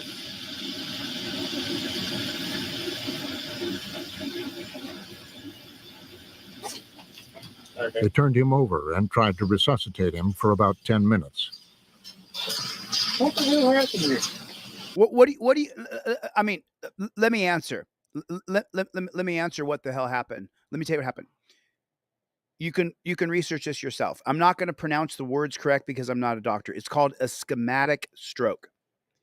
And what happens is when the police put their body weight on top of you, whether that be on your calf, on your thigh, on your butt, on your back, on your arms, when they stick their knees into your body then will shunt blood, meaning push blood, toward the area that's being compressed because the cells that are being compressed need oxygen.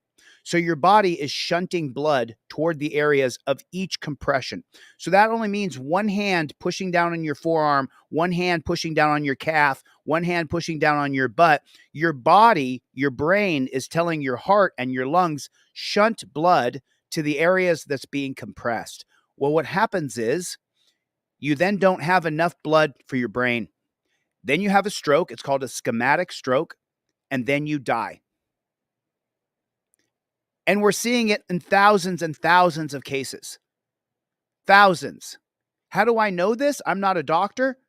I've seen it for 20 years now. 20 years. The policy of laying on your belly equals that if you don't comply, you die. And once you're on your belly, the cops then put, each individual cop will put a hand or an elbow or a knee on their weight onto your body. And you die. And that's what happened here. That's what you're seeing here. They turned him over and tried to resuscitate him for about 10 minutes. What the hell happened here? You killed him. Oh, you killed him. You killed the man, is what you did. No. Y'all at the coordinator. No one from the Bristol Police or Fire Department would comment, and the forensic pathologist on the case has since died. The Tennessee Bureau of Investigation looked into the death, but under state law, their records are confidential. The Sullivan County District Attorney told us that after reading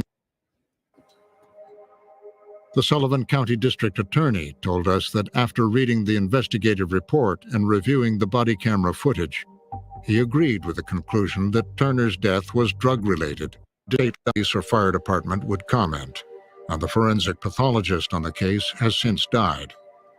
The Tennessee Bureau of Investigation looked into the death, but under state law, their records are confidential. So the Tennessee Bureau of Investigations, like the BCI Super Cops in Ohio or the Texas Rangers in Texas, they looked into the case, but their records of somebody being murdered by police is sealed. Of investigation looked into the death, but under state law, their records are confidential. So in Tennessee, the Tennessee Bureau of Investigations, the top authority that will investigate your father, your sons, your cousins, your brother's death, the records are confidential. So you never get to know what happened to your loved one. The Sullivan County District Attorney told us that after reading the investigative report and reviewing the body camera footage, he agreed with the conclusion that Turner's death was drug-related and that none of the police officers' techniques had contributed. But experts who reviewed the case for the AP and Frontline disagreed with the autopsy finding that the death was accidental and due to drug toxicity, including Dr. Roger Mitchell, former chief medical examiner of Washington, D.C. The cause and manner of death that was established by the original medical examiner suggested that the drugs that were in his system, as well as his underlying heart disease, was his cause of death. But I challenge a notion that he died from a drug overdose and a heart disease when he strapped face down with a spit hood on his face and being pushed into the soft padding of a stretcher. How would you have ruled it? Based on what I saw, I would rule his case a homicide. I would suggest that his death was contributed to by another. And when you have any individual that is in altercation with another and you believe that that is contributory, then that case should be designated as a homicide. When an autopsy is done, a pathologist will decide on what's called the manner of death, which is homicide, accident, natural, suicide, or undetermined. Homicide doesn't mean that the officers did anything wrong by itself. It just means that the medical examiner is concluding that but for the actions of the officers, that's what caused this death. The manner of death does not imply guilt. You see the way that those determinations are so important to whether a case really has much accountability or not. When you don't label it a homicide, you are then less likely to receive justice in a system that typically will investigate it if it's a homicide. One of the findings of our project is that a majority of our cases, the medical examiner ruled they were accidental, undetermined, or natural. Of the 957 cases for which the AP had documents indicating the manner of death, 28% were classified as homicide. There are some medical examiners that believe when law enforcement is engaged in an altercation, that intent must be established in order to call it a homicide. I don't hold that school of thought. If those actions led to the death, then I will call those cases homicides and then allow for the legal system to determine whether or not there was an intent or not that legally needs to hold them liable. One of the main findings from the database is that the death toll fell disproportionately on Black people. Non-Hispanic Black people made up a third of the 1,036 deaths examined. despite representing only 12% of the U.S. population. One case that drew protests and concerns was the death of Jameek Lowry in Paterson, New Jersey, a city with a history of tension between law enforcement and its Black residents. He was really outgoing and a goofball. Every morning he had a routine. He called. So let's do something here, and I want you guys to join me as we do this real quick. We can come right back to this video and keep watching it. We're at 19 minutes and 45 seconds. But if what I want to do right now is I want to go over to this page on Reddit, and it's called Ask Law Enforcement. That's the name of the Reddit page. And what I want to do is I want to ask them why they won't have any sort of real debate with, it's Ask LEO. Ask LE is the name of the community. So here's Ask Law Enforcement. And I'm going to openly identify myself here so that they know who's talking to them. Okay. So can I don't think, obviously I'm not a member here. I'm not a member of this. A good place to ask law enforcement related questions that you would not get answered anywhere else. And this is a Ask Law Enforcement. Okay. So where can I post here? Create a post. Okay.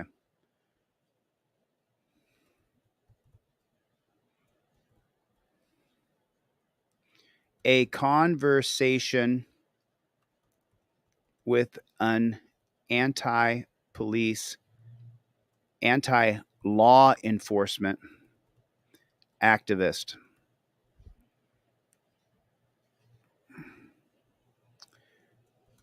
I am Delete Laws on YouTube.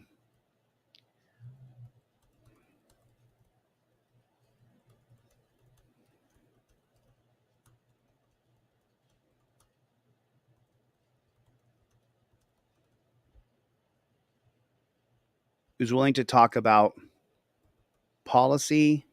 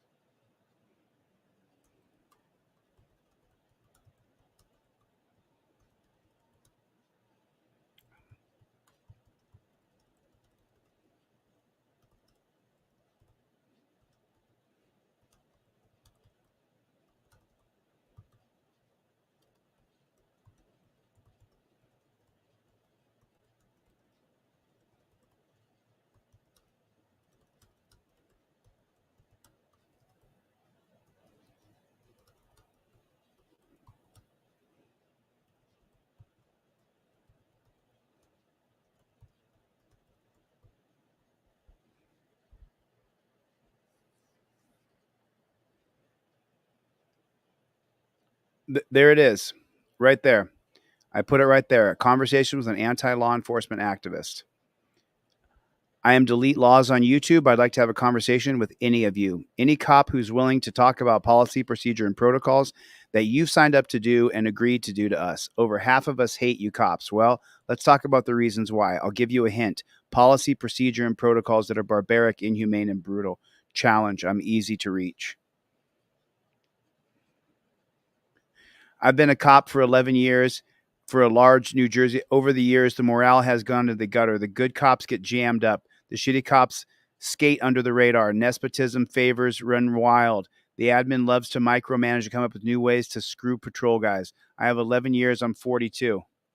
If I resign, where do I go? It's just so unbelievable that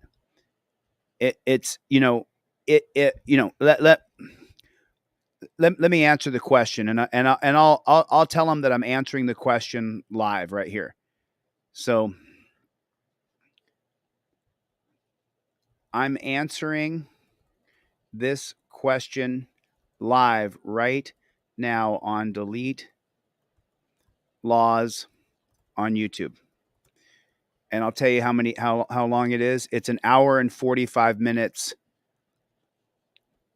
1 hour and 45 minutes into a video titled, can someone tell me the name of this video?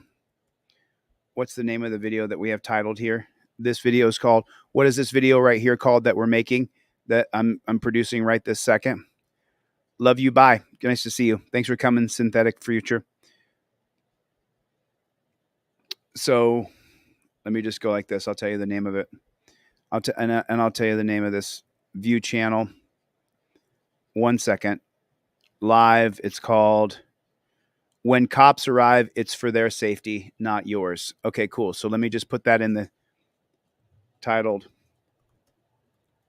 When Cops Arrive, It's for Their Safety, Not Yours. There it is. I put it right there. Okay, so the question here, and let me answer the question for you guys so you guys can see it. The question is, he says, I've been a cop for 11 years in New Jersey. Morale's gone to the gutter. The good cops get jammed up. The shitty cops skate under the radar. Nepotism run wild. Admin micromanages us. What do I do? Well, your policies, procedures, and protocols are the reason why morale has gone into the gutter and why your organization completely sucks. Because as long as you agree to push people's faces into the ground, to force their arms behind their back, to chain them up, to you're under arrest in a millisecond because we don't get along and I don't like cops.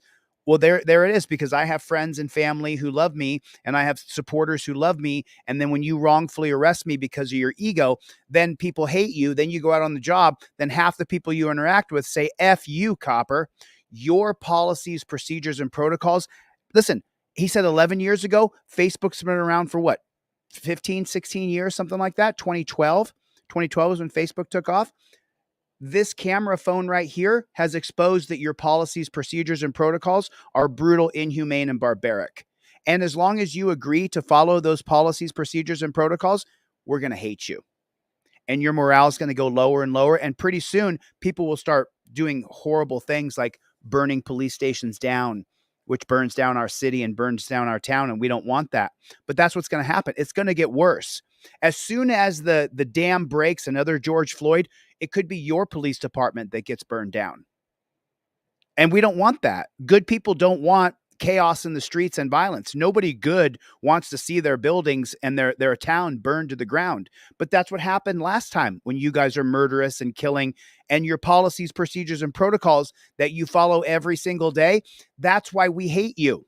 I mean, put a 1 in the chat if that's a fact. You hate cops because of their policies, their procedures, and their protocols, because officer safety reigns supreme over our rights. That's why people hate you. That's why people froth at the mouth and they get disgusted when they talk about you disgusting jackboot thug pigs. That's why. You want to know why? Because what you agreed to do to people, and you don't have any morality in your God-blessed brain. You haven't thought even for 2 seconds that you could replace torture cuffs with a myriad of different other products, including just offering someone to openly surrender and come with you. You're on camera. Will you surrender and come with me so I don't have to torture you with torture cuffs or slam you in the back of a caged car? Can you just get in the front seat and we'll go together? There's going to be a camera on you the whole time. Will you just come with me? And you know what? Some cops will get ambushed, and some people will lie, and some people will attack cops. That'll happen. But the majority of us won't. So that's the reason why people hate you, why your morale's in the toilet, why you joined a Death Star, why so many of us just consider you the absolute skunk of society. That's the reason why. If you want to know, that's the reason why. That's why. That's why. That's one case that drew protests and concerns was the death of Jameek Lowry in Paterson, New Jersey, a city with a history of tension between law enforcement and its Black residents. He was really outgoing and a goofball. Every morning, he had a routine. He called my mom. Straight from calling her, he calls me. What were some of maybe the challenges in his life? He was bipolar. So he went off his meds. As far as how he lived with it, he had some good days and he had some rocky days. On January 5th, 2019, Lowry called 911. He told the operator he had taken ecstasy and was paranoid. Paramedics took him to the hospital where he was examined, but removed by security for causing a commotion. He then went to the Patterson Police Headquarters, where he started filming himself, broadcasting the video live to Facebook. Yo, they trying to kill me. They trying to kill me. Can I get some water? Please. The officers remained at a distance. Please don't kill me, officers. Please don't kill me, bro. I love you, bro. After several minutes, the live stream ended. He's dead. It is not entirely clear what happened next. The police called for an ambulance to take Lowry to the hospital, but by the time he arrived, he was unconscious. We rushed up to the hospital. He was there, and he was on life support. And they're not sure what's going on. They told us they had no idea. They found him unresponsive. He was bruised really bad. I knew he was gone. Lowry died 2 days later, This is our city! igniting protests and accusations of police brutality. I'm going justice. I need the truth. We're broken. We're devastated. We want answers. The police and county prosecutor maintained that Lowry became combative and had to be restrained on the way to the hospital, but that the officer's use of force was not a factor in his death. Lowry's death was ruled an accident by the medical examiner, who said he died of cardiac arrest while under the influence of a psychoactive drug known as bath salts. But Lowry's family filed a federal lawsuit against the hospital, the city, and 3 Patterson police officers. And they hired Dr. Michael Bodden to perform a second autopsy. Bodden also reviewed police and medical records, including some which were not available publicly. After he was put in the ambulance, they had a struggle. And in the course of the struggle, they were trying to restrain him. And at the hospital, they diagnosed that he had severe brain damage due to lack of oxygen, which occurs when there is interference with breathing. The bruises were consistent with a struggle and being punched while he was in the back of the ambulance. And that whole process took just a few minutes. Bodden said that Lowry suffered traumatic blunt. I want to run this back and just listen real quick. While he was in the back of the... Right here, listen. Were consistent with a struggle and being punched while he was in the back of the ambulance. So while he was in the back of the ambulance, the cops beat on him. Consistent with a struggle and being punched while he was in the back of the ambulance. And that whole process took just a few minutes. Bodden said that Lowry suffered traumatic blunt force injuries and that the levels of drugs in his system were not enough to stop his heart. He rejected that the death was accidental and attributed it to cardiac arrest and kidney failure from the police restraints. The final diagnosis was wrong. He died from the way he was restrained in the ambulance. I want people to know what happened to them. I don't want them to just look at my brother and think that, oh, he was just this junkie who had a mental breakdown. Like, because that's the picture that they painted to the world of who my brother was, and he wasn't that. Neither the police nor the prosecutor's office would comment. But in court papers, attorneys for the city said officers acted with reasonable and proportionate force while placing Lowry in custody. In 2023, the Patterson police were put under state control amid ongoing complaints about use of force and a lack of trust within the community.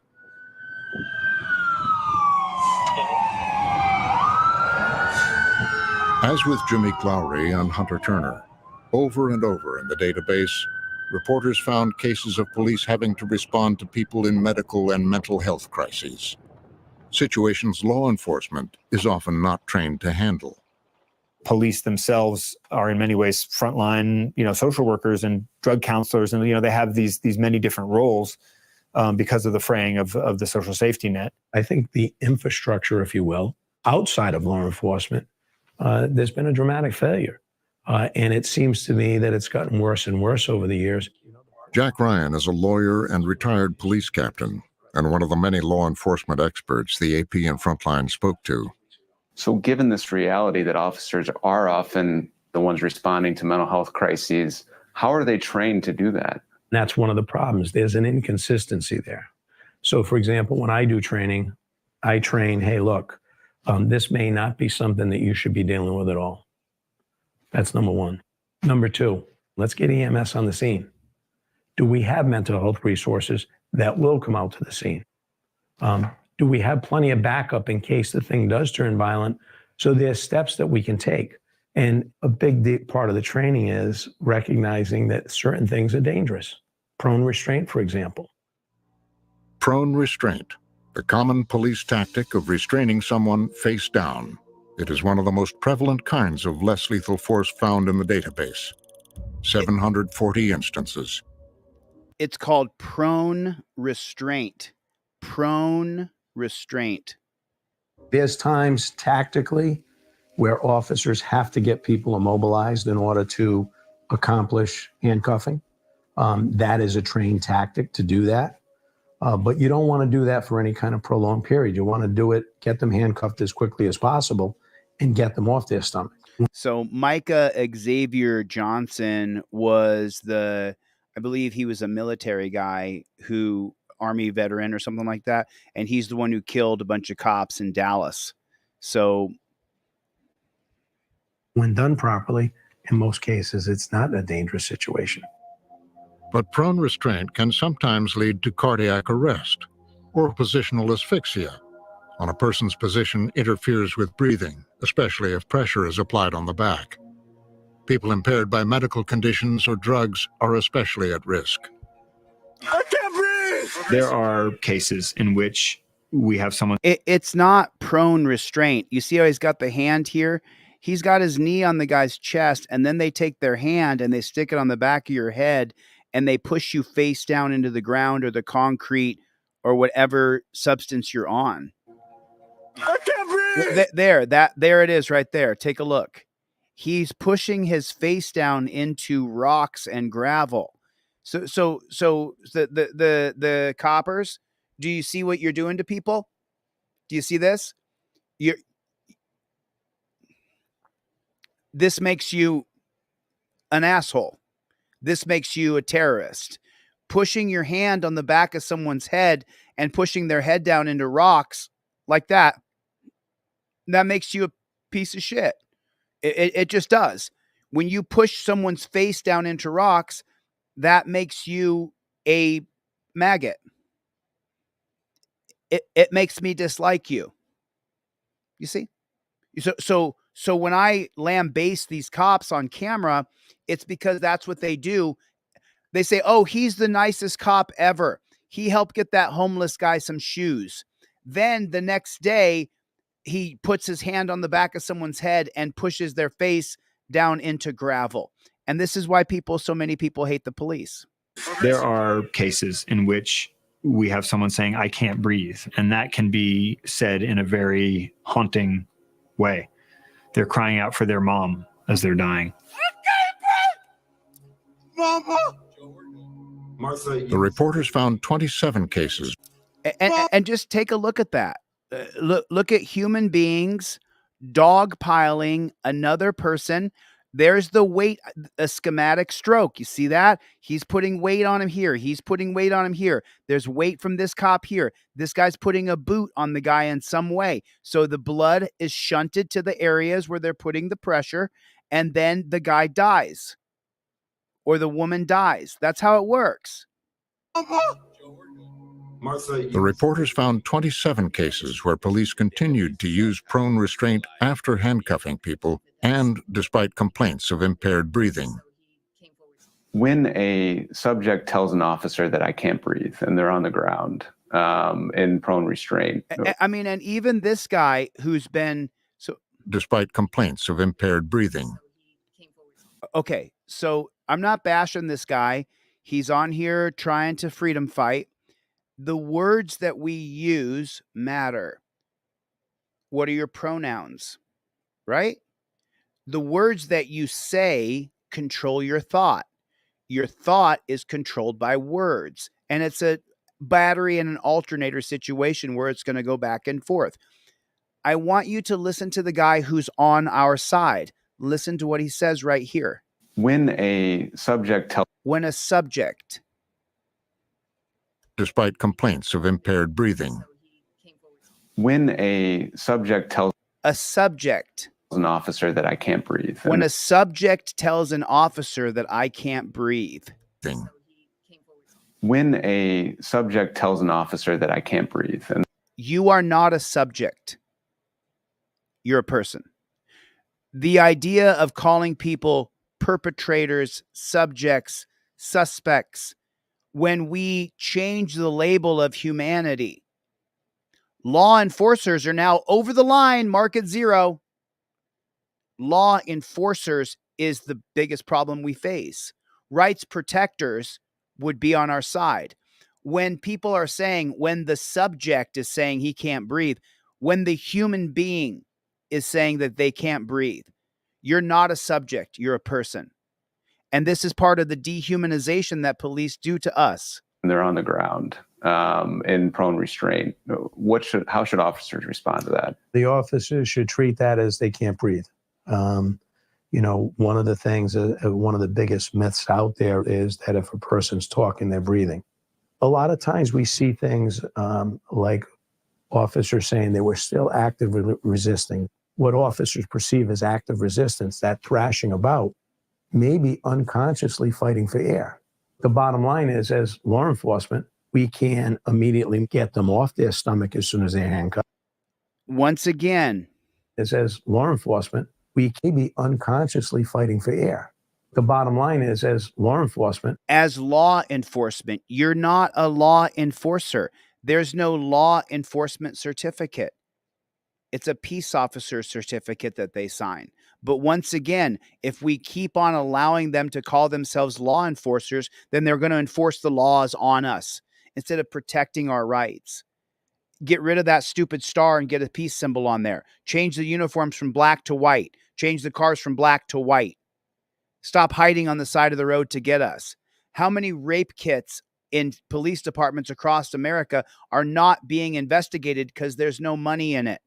They'd rather send the cops out to hide on the side of the road to give you a ticket than investigate the rape kit because there's no money in it for them.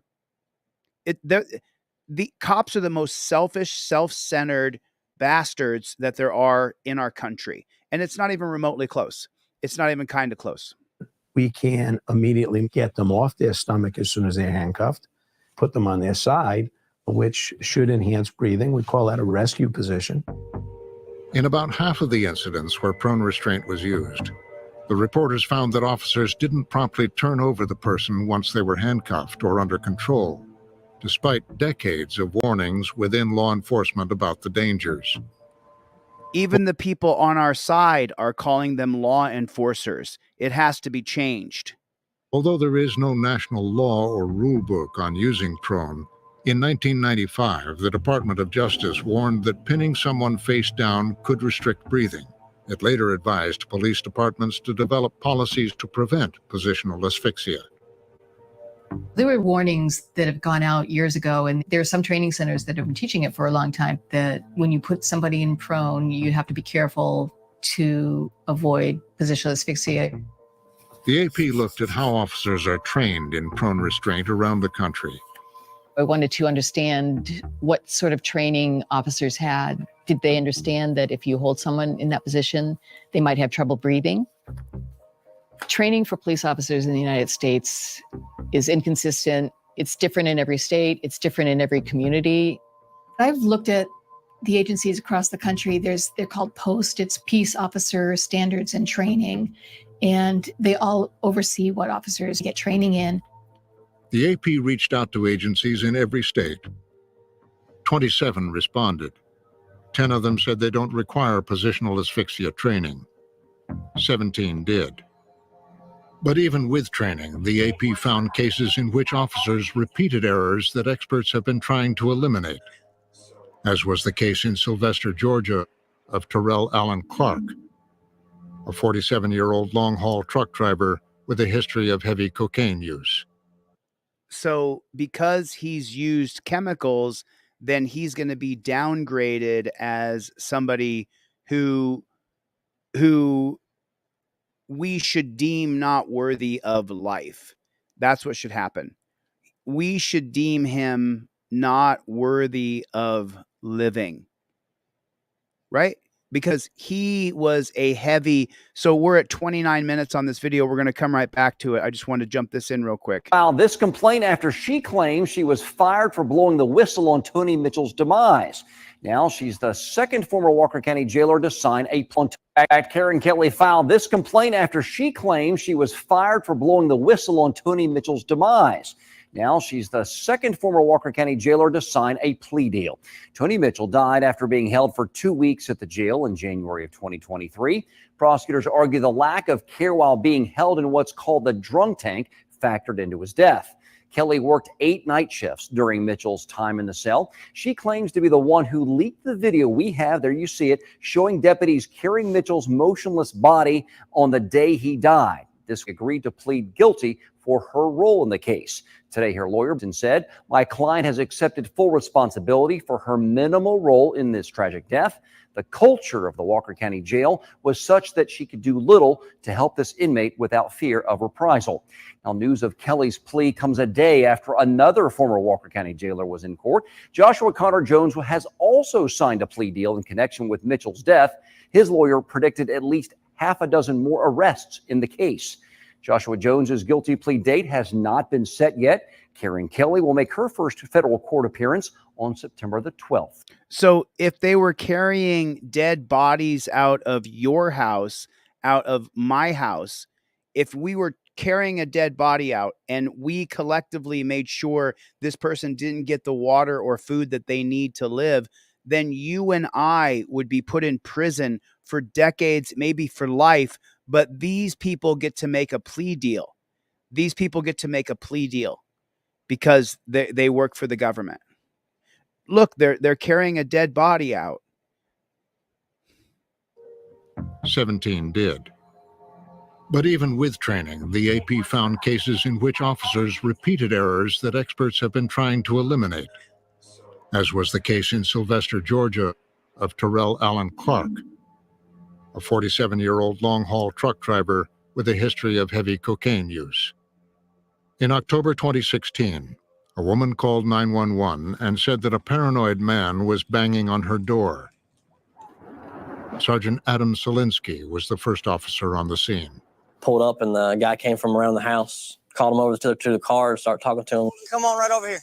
Come right over here. Yeah, tell him to call the police. Come right over here. What's going on? I need some help, sir. You got anything on you? No, sir. Put your hands right here. Put your hands right here. What's going on? Huh? Solinsky, who is now a lieutenant with the county sheriff's office, was one of the few police officers willing to discuss the events leading up to the death of someone he tried to restrain. Went to try to put him in cuffs, and he went to fighting. Hands on the car. Don't move. You hear me? Yes, sir. I'm scared, man. I understand, but you need to stay calm, okay? All right? We're going to put... There's that southern accent. You got to stay calm, okay? Well, I put you in torture cuffs. Cuffs on you. Okay. I ain't do nothing about it. I know, but you got to stop. You got to calm down. All right? Stop. Calm down, man. We fought. He calmed down. We talked. We get in cuffs. He explained a little bit more what was going on. He started fighting again. Calm down. What did you take? What did you take? Powder? Yes, sir. From her house across the street, Ophelia Ferry saw what was happening and recognized Al Clark. I just saw 2 officers and a young man on the ground. They had him down and handcuffed. They wasn't being rough with him, but he was squirming a little bit, and I asked him to stop moving around so they wouldn't hurt him. We ain't gonna let him calm down. We're not trying to hurt him. We're not trying to hurt him. Stay still, man. By now, Clark appeared to be physically in distress. Yes, you can. Calm down. Calm down. Be still, Al.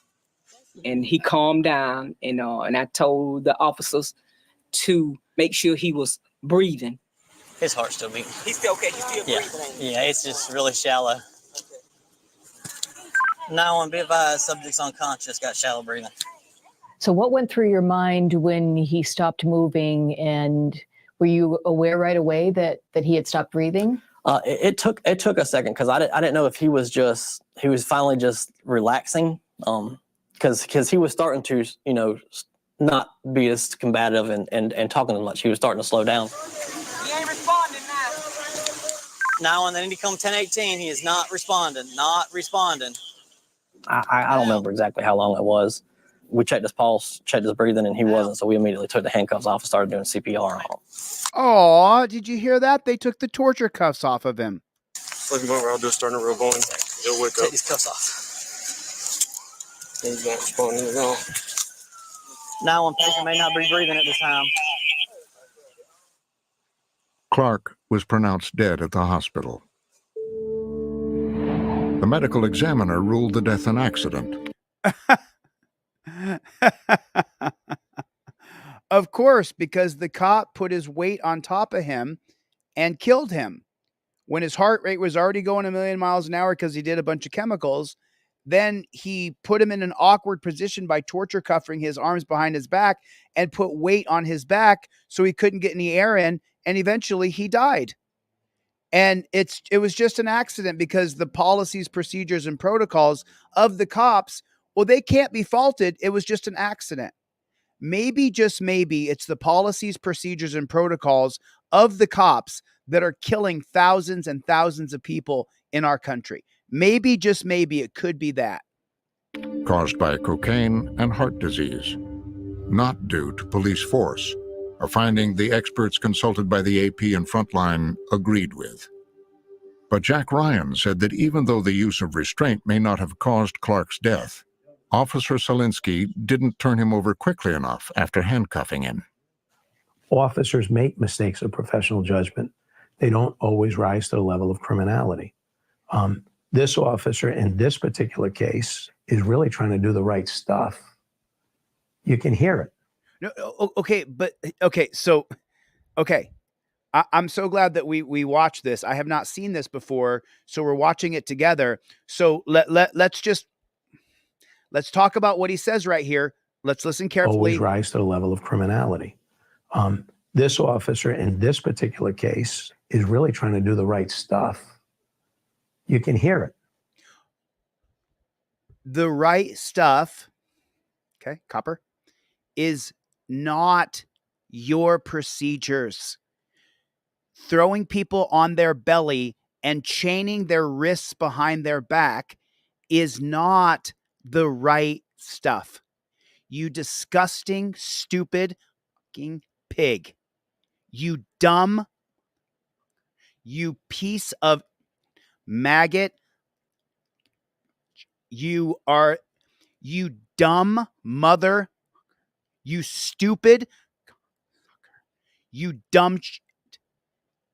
You fucking moron. Always rise to the level of criminality. This officer in this particular case is really trying to do the right stuff. You can hear it. We can hear the policies, procedures, and protocols that the last 10, 15 years of catching your policies, procedures, and protocols on camera have created such a divide between the citizens and the police that I can be extraordinarily popular. I shouldn't be as popular as I am. I'm very intense and I'm angry because you stupid pig. Particular case is really trying to do the right stuff. The right stuff is not your policies, procedures, and protocols. Him doing the right stuff is chaining him up. You dumb, stupid mother. You fucking moron. You dumb. Your policies, procedures, and protocols are up. And it's killing people. He's trying to do the right stuff is incorrect. He's doing what he was taught at your bullshit police academy. It's so frustrating. You can hear it. You don't hear an officer screaming, swearing, yelling. You hear an officer trying to calm the person down, trying to de-escalate the person. Unfortunately, the method of restraint wasn't consistent with best practices. You hear an officer trying to calm the person down, trying to de-escalate the person. Unfortunately, the method of restraint wasn't consistent with best practices. No, dude, you hear, I don't care how nice you say it. Hey, can you lay on your belly for me? Now I'm going to chain your wrist behind your back. Oh, I can get a finger in there so you're not being tortured. I'm going to push my hand on the back of your head and push your face into the concrete. I don't care how nice you say it. Your policies, procedures, and protocols are screwed up. And that's the problem. You stupid pig. You dumb pig. That's the problem. Do you not understand that? I just told you. That officer does not seem to be well-trained or have familiarity with prone restraint. Although the risk of positional asphyxia was officially part of Selinski's basic training curriculum, he said whatever he may have been taught didn't stick with him. And he said even if he had more training, it wouldn't have changed the outcome. I don't think that training for that particular incident would have made a difference. I don't think in this case, him laying on the ground was part of his reason for dying. I felt like I was fair and I did everything I could. Minimally physically intrusive. Just wish he would have calmed down long enough for us to get help to him. Oh, no. I'm so sorry. You stupid pig. What you did killed him. What you did murdered him. Your policy, procedure, and protocol of forcing a man to lay on his belly and then chaining his wrist behind his back, that killed him. Put a 1 in the chat if that's a fact. If that's a fact, that the policies, procedures, and protocols, more training, you're right, it wouldn't have helped him. You still would have killed him. You dumb human being. You dumb man. You moronic, stupid idiot. It's like, I'm so sorry. I'm so sorry. I'm trying to keep it clean here. You guys know the other night, I was screaming and cursing the other night, and I don't want to do that.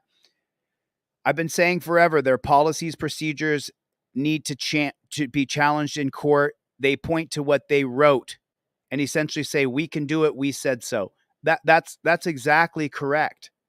That's exactly correct. Their policies, procedures, and protocols are what is killing us. So I felt like I was fair and I did everything I could. Minimally physically intrusive. No, that's the whole point. And I'm sorry for interrupting this. What you do is not minimally invasive. What did he say exactly? Felt like I was fair and I did everything I could. Minimally physically intrusive. Minimally physically intrusive. No. For the cops out there, what you do to people is brutal, inhumane, and barbaric. Yeah. And makes you the most evil piece of garbage in our country. What you agreed to do to people makes you the worst person in our society. And this cop here, he may have done whatever he could to be minimally, just the bullshit. I felt like I was fair and I did everything I could. Minimally physically intrusive. Minimally physically intrusive. Throwing someone on their belly and putting them in chains is not minimally physically intrusive. It's maximally physically intrusive. And you killed him doing it. So the cop, if you ever see this, I don't think he'll ever see this, but if the cop ever sees it, you murdered the man following the policies, procedures, and protocols that you agreed to do to him. You did this to him. Just wish he would have calmed down long enough for us to get help to him. It's his fault. Nevertheless, it's his fault. Selinski said that he has since undergone more training and changed the way he uses prone. Now, if we have to put somebody on the ground with their chest down, with the handcuffs behind their back, we're going to do it on their side, not completely on their chest on the ground. Or maybe don't throw people on the ground. Maybe that. We've learned that, hey, that can make them difficult to breathe. For a subject against a wall in a fighting stance? Despite the widespread agreement on the dangers of prone, The reporters found several state-certified police training centers continuing to teach that it doesn't lead to positional asphyxia. Instrument goes to a prone control. David Rose is among the most senior police instructors. I'm so sorry. Listen, I turn 50 next month, but I've fought my whole life. You beta male cops taking your kung fu training. If I decided to unleash on you, I could beat the shit out of you.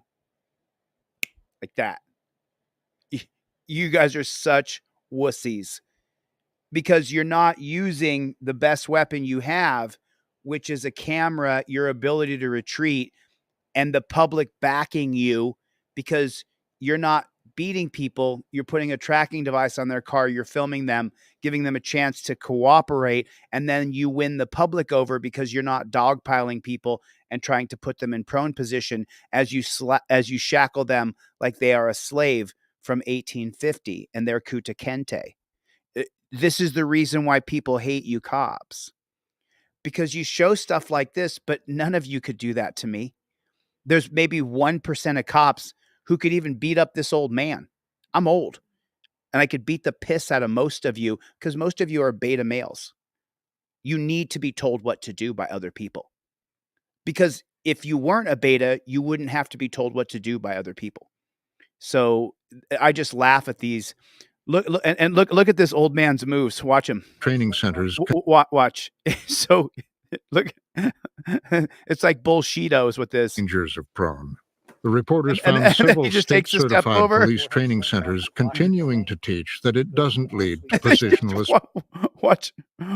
Certified police. Watch the guy with the baseball bat. Watch him. Watch the guy who's got the baseball bat. Just watch this. Police training centers watching continuing him? to Watch. teach that it doesn't lead to positional asphyxia. Instrument goes to a prone control. David Rose is among the most senior police instructors in California. David Rose, I could beat the shit out of you in 2 seconds. We're in the real world. We're real world practitioners. So we're dealing with a real world problem. He has trained generations of officers that prone restraint is safe. Look at the guy. Look at the guy he's doing it to. Look how he cooperates. He has trained generations of officers that prone restraint is safe. The mere fact that you put somebody in a prone position is not going to kill them, absent some other factors. And no, it is killing them, you dumb shit. As the studies have shown, putting weight on a person's back in the prone position does not lead to them expiring. Yeah.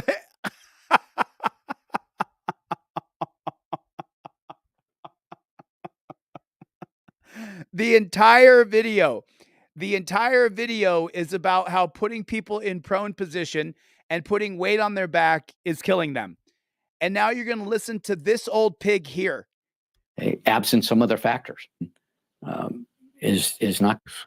The mere fact that you put somebody in a prone position is not going to kill them, absent some other factors. And as the studies have shown, putting weight on a person's back in the prone position does not lead to them expiring. Yes, it does. Yes, it does.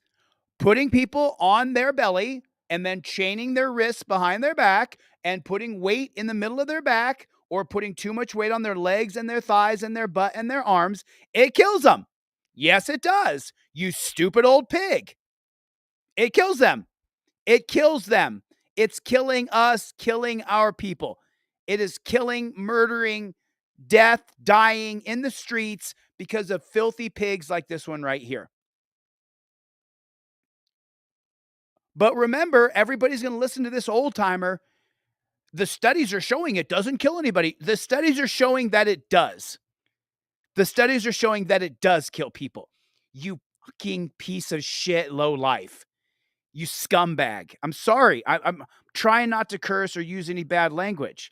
Okay, unless it's enough that it can actually squash them. No, it doesn't have to be enough to squash them. It's enough to give them a stroke and they die, you dumb shit. And if that was true, every football game, we'd have bodies laying on the football field. Is there? No, that is so stupid. That is so stupid. When you get tackled in football, your wrists are not chained behind your back so that it changes your entire look. This is my arms behind my back. Has my body position changed? Yes, it has. You can see it. My whole body position has changed when my wrists are tethered together behind my back. Football players are not going down under a dog pile with their arms pinned behind their back. You stupid old pig. You dumb shit. You liar. You fraud. You charlatan. You evil demon. Expiring. Okay, unless it's enough that it can actually literally squash them. And if that was true, every football game, we'd have bodies laying on the football field. No. Football players are not having their arms shackled behind their back. No, that's not happening. Is there ever an instance where they're having trouble breathing? There is a thing called agonal breathing. And we were told years ago, if they're talking, they're breathing. We now teach cops, you can sort of tell. You can tell agonal breathing is pretty unique. It wouldn't be. We're now teaching cops you can sort of tell. Somebody saying, I can't breathe. I can't breathe. And then you go, okay, let's get this guy into custody quick and get him rolled on his side, okay, and get medics in here to treat him. Like many experts we consulted, Roger Mitchell disputed Rose's claims on the safety of prone and took particular issue with his football analogy. Individuals that are football players, these are athletes. They also have protective equipment on. So this notion that those are the similar circumstances to an individual that is being placed on their stomach and wrestled down and placed in these positions with law enforcement, to suggest that those are similar circumstances is a faulty analogy. Determining the impact of any one form of less lethal force is difficult because multiple techniques are often used in tandem. Officers will generally get a person on the ground in prone so that they can handcuff them. But if there's resistance, then they end up using other types of force. In the escalating chain of events, the reporters found another controversial form of restraint being used.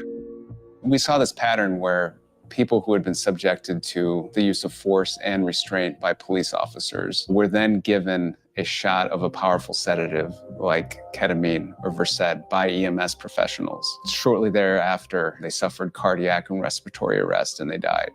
The sedatives are administered by paramedics, sometimes encouraged by the police, and supporters say it helps quickly deal with behavioral emergencies and is safely given thousands of times a year. But as its use has grown, it has come under increasing scrutiny, including by some in the EMS community like Eric Yeager, who has used it in the field himself and now trains other paramedics. I think ketamine used properly is a very safe and effective drug. I think that the way we rolled it out to the EMS community without a proper understanding of the risks involved and how to mitigate those risks created the risk of harm. Among those risks are how the sedatives can interact with drugs or alcohol already in someone's system, and how they can further restrict breathing of someone already being restrained and in distress. There was a fair number of times where individuals were chemically sedated where, with the understanding we now have, we would elect not to perform that chemical sedation.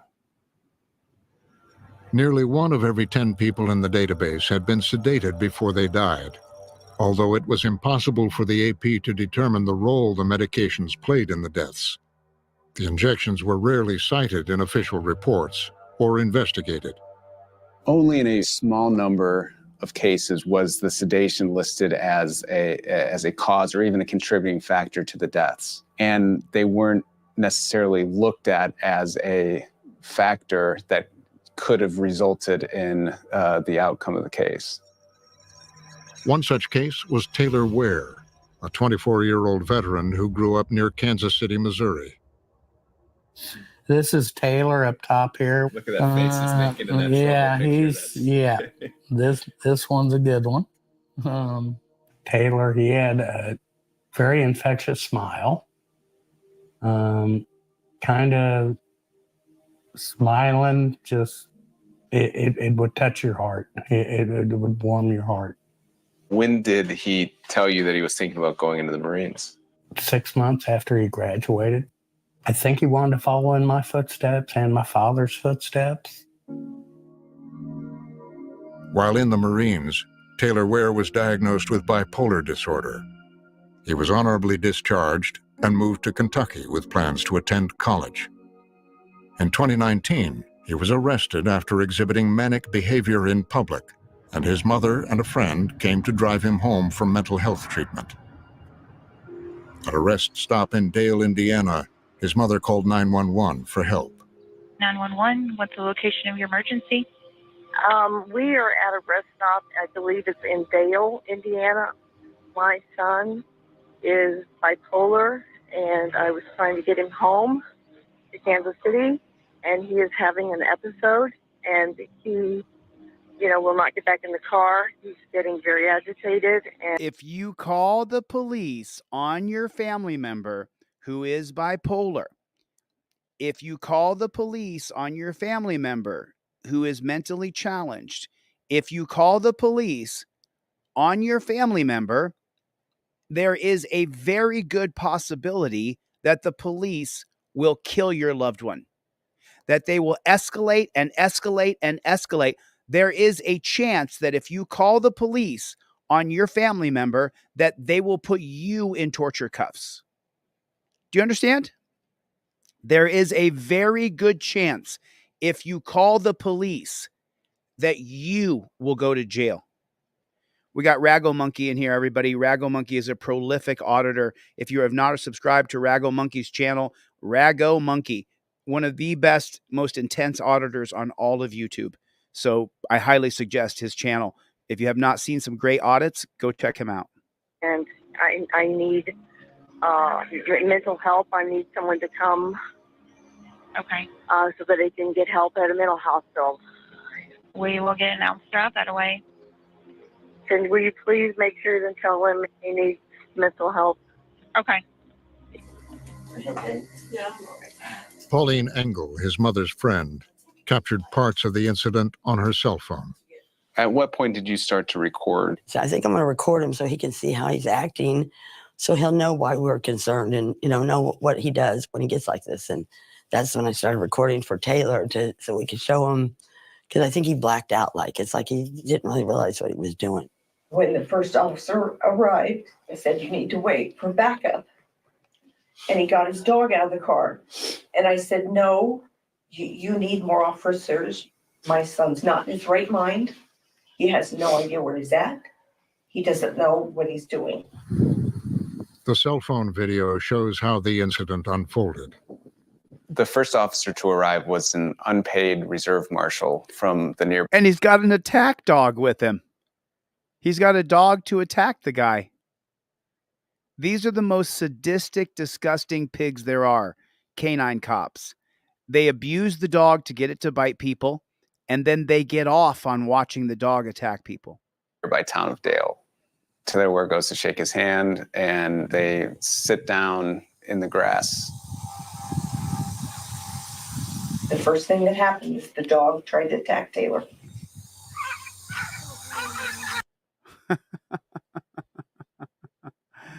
The dog tries to attack him. This cop can't restrain him because he's abused him and treated him so badly that it's a bad dog. And that set him off. Yeah. Why is the dog going crazy? Is he doing something? I was like... He eventually gets up and he starts walking away. And the officer and his dog follow Taylor. This is the bad part. This is the bad part, where he's going to have the dog attack the guy who's just having a mental episode. Officer says that Taylor Ware pushed him and started running away, and that's why he released his dog. Oh, God, stop. Engel's footage doesn't show the confrontation. Stop! But a few frames capture the officer's dog taking Ware down. Oh, my God. Stop, Taylor.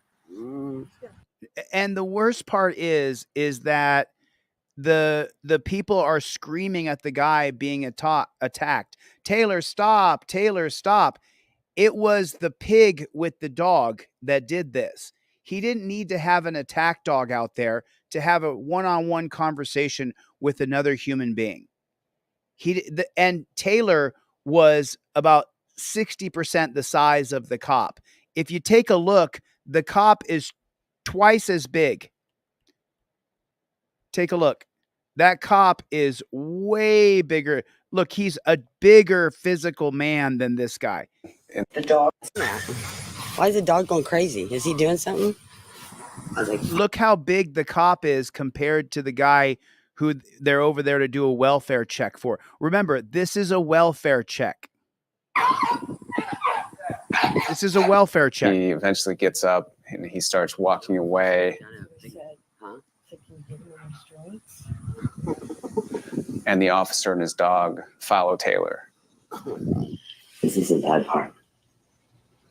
The officer says that Taylor Ware pushed him and started running away, and that's why he released his dog. Oh, God, stop. Engel's footage doesn't show the confrontation. Stop! But a few frames capture the officer's dog taking Ware down. Oh, my God. Stop! Taylor! Oh, no. Taylor, don't! Stop, please! Let go of my dog! Let go, please!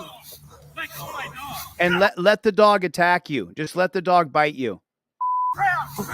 Oh, my God. Why don't you get the dog off of him, you piece of shit? Oh, my dog! Now you're punching the guy for grabbing your dog that's biting him. Oh, God. Stop, please! Please! He's not fighting him. He's not fighting his dog. A second officer on the scene, who said that Ware had spat at him and tried to grab his taser, shocked him 3 times. The dog off. Oh, my God. Oh, the taser. Oh, God. I mean, just hold on. Just take a look at this for a second. Just take a look. One man is using a dog to attack the guy. The other guy is taking a taser and electrocuting him with 50,000 volts. And these are the people who are paid to protect and serve. Look at what they're doing to this man. Look at what they're doing. One guy has a dog that's biting him, and he's hitting the guy for trying to defend himself from the dog. The other cop has a taser that he's electrocuting him with.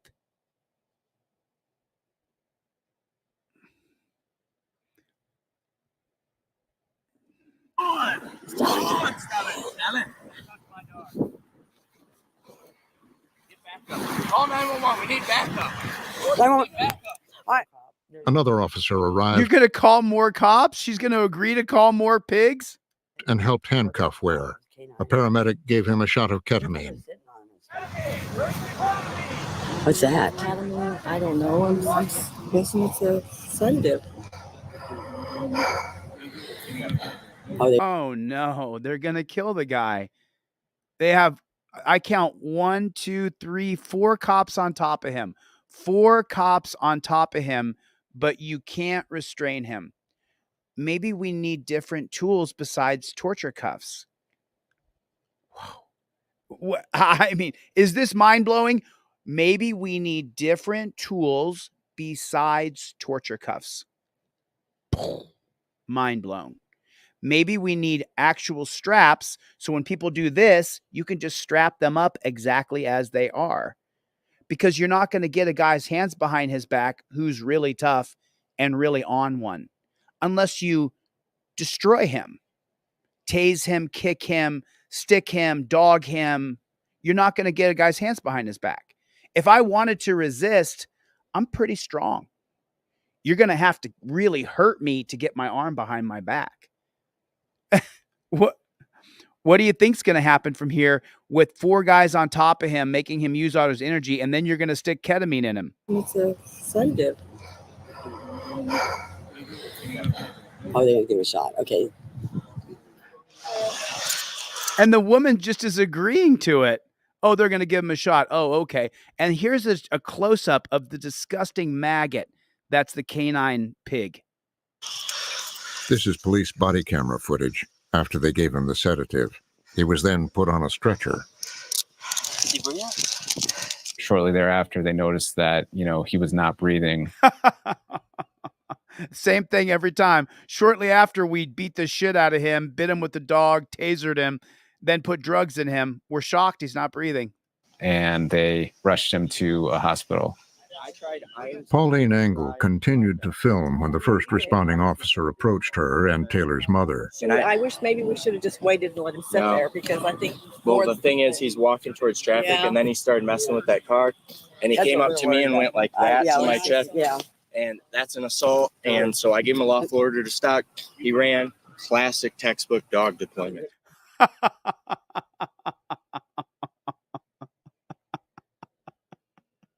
Let me just read off the reasons why I can justify my actions. He started going toward traffic, and then he went to that car, and then he touched me, which is assault. Classic dog deployment reason right there.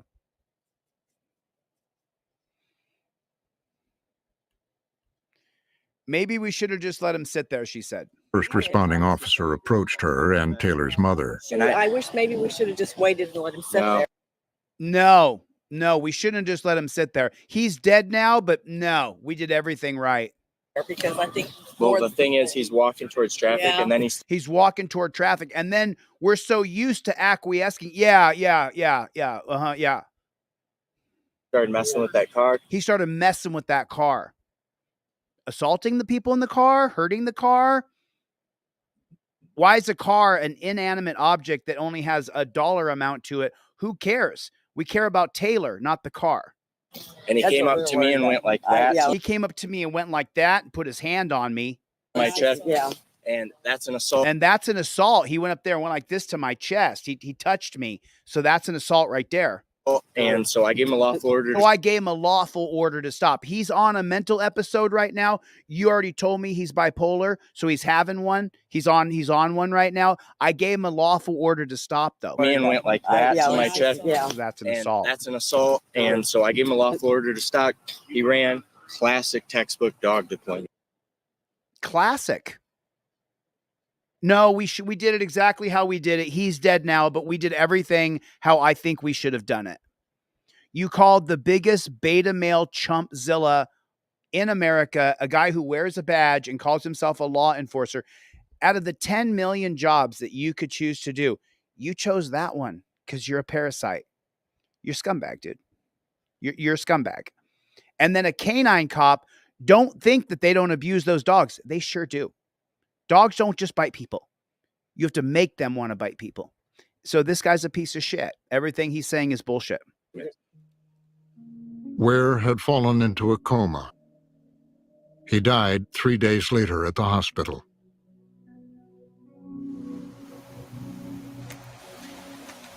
The Indiana State Police said they investigated the case, so we filed a request for their full investigation file. And they told us that all of those records were confidential. A letter from the local prosecutor in Indiana said he was not going to file any criminal charges against the officers involved. Of course, the prosecutors and the cops work hand in hand. The cops call the prosecutors their backup. So if the cops and the prosecutors are working together Monday, Tuesday, Wednesday, Thursday, Friday, Saturday, Sunday, if they're working together 24 hours a day, 7 days a week, and then when they get a call about a cop who murdered someone, we're not going to prosecute this. The cops and prosecutors are thick as thieves. They're like your crossed fingers. They're bread and butter. They're together on everything. We need a third-party agency that prosecutes police. Or more of this. More of this. We're not going to prosecute this. Officer of the prosecuting Megan Bentley, Chief Deputy Prosecuting Attorney. Victor J. Ippoliti, Prosecuting Attorney. Sergeant Robert Garner, Sheriff Kelly Renke, Chief Jason Overfield, Chief James Falkenberg, Chief Gary Cooper, Chief Scott. A letter from the local prosecutor in Indiana said he was not going to file any criminal charges against the officer. No reason to hold any of the officers accountable. Read that. No reason to hold any of them accountable. That's a pretty funny statement, isn't it? Involved. The AP reached out to the police departments, the officers, and EMS, and they declined to be interviewed. 3 police practices experts reviewed the case for the AP and Frontline. They said the first officer should have waited for backup and that using the dog was unnecessary and excessive. Canines are looked at as a significant use of force. It's generally one level below deadly force. So it's limited to serious offenses. Bringing the dog out, in my mind, in a mental health case was not the right action because it's only going to make it more agitated. Escalate. More aggravated. It's going to escalate the event. Oh, there's a good word. Based on even the report of this minor touching, insignificant for purposes of the degree of force you're going to apply to the apprehension. Wasn't proportional. Not proportional. The prosecutor who reviewed this case declined to charge the officers. And then in his letter announcing that, he said they did absolutely nothing. Absolutely nothing wrong with treating that guy like he was a hardened criminal, that he had, kids hostage. Wrong. They handled this incident with great restraint and great professionalism. I'm curious your thoughts on that. I would disagree that it was properly handled. I would agree that it's probably not a prosecution case. The officer shook his hand. The officer tried to establish a rapport. You see that? Did the officer make some mistakes? In my mind, yes. Okay, so you dumb shit, Jack Ryan. The officer shook his hand. The officer tried to establish a rapport. You see that? It's just so stupid. It's insulting to our intelligence. It's insulting to every one of us. Hey, how you doing? Good to see you. Zzz. Hey, how you doing? Ruff, dog's going to attack you. Hey, just turn over, lay on your belly. Let me put these torture cuffs on you. Let me put weight on your back. Let me kill you, but I'm going to talk like this. These are our policies, procedures, and protocols. You're going to die, but you know what? There's no wrongdoing over here because the policies, procedures, and protocols, you can't get a governor who will change these policies, procedures, and protocols because they back the blue. Because if you don't back the blue in this country, 60% of this country is going to hate you. It's not our policies, procedures, and protocols. If we talk like this and we shake your hand and we say it like this, hey, you can breathe. I can get a finger in there. As long as I'm doing it like this, then I'm not murdering you. As long as I'm talking like this, you're not being killed and I'm not hostile. The policies, procedures, and protocols are all legal, so I can't be held accountable for murdering you using the policies, procedures, and protocols. The cop shook his hand. He established a rapport. Well, that it's probably not a prosecution case. It's not a prosecutable case, and here's the reason why. The officer shook his hand. The officer shook his hand. He shook his hand before he had the dog attack him, and then they took him down to the ground like he's a pig, and then they tasered him while the dog was biting him. The cop punched him, but he did it nice. Officer tried to establish a rapport. You tried to connect with you before I killed you. We tried to connect with you, So you dying isn't my fault at all because I tried to talk to you nice, and when you didn't agree to be nice, then I killed you. But it's not my fault because I tried to do it nice. See that? Did the officer make some mistakes? In my mind, yes. Yep, the officer made some mistakes. Your loved one died, but it's okay. We were following policy, procedure, and protocol. So whatever happened to your kid or your brother or your dad, it doesn't matter. We were following protocol. But were they rise to the level of criminality? No. Oh, I mean, this cop is going to tell you that did that rise to the level of criminality? Of course it didn't. We followed policy, procedure, and protocol. You know what I'm saying? He shook his hand. He tried to be friendly to the bipolar guy having a mental episode. He didn't comply. Then he touched me, which is assault. classic dog deployment case. Our policy says so. Our policy says so. So don't worry about it. Don't worry about it. What I see is definitely a lack of training. They just need more training.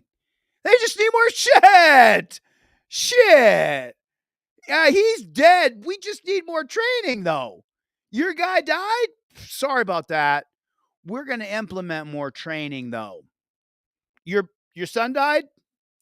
More training for us then. We need to do more training. Since your kid's dead, now that your kid's dead, we need more training.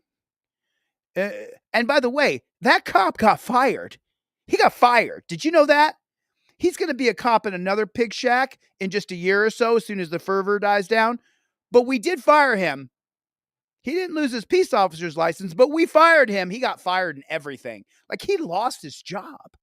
Don't you care about a guy who lost his job? Your son is dead, but he made some mistakes.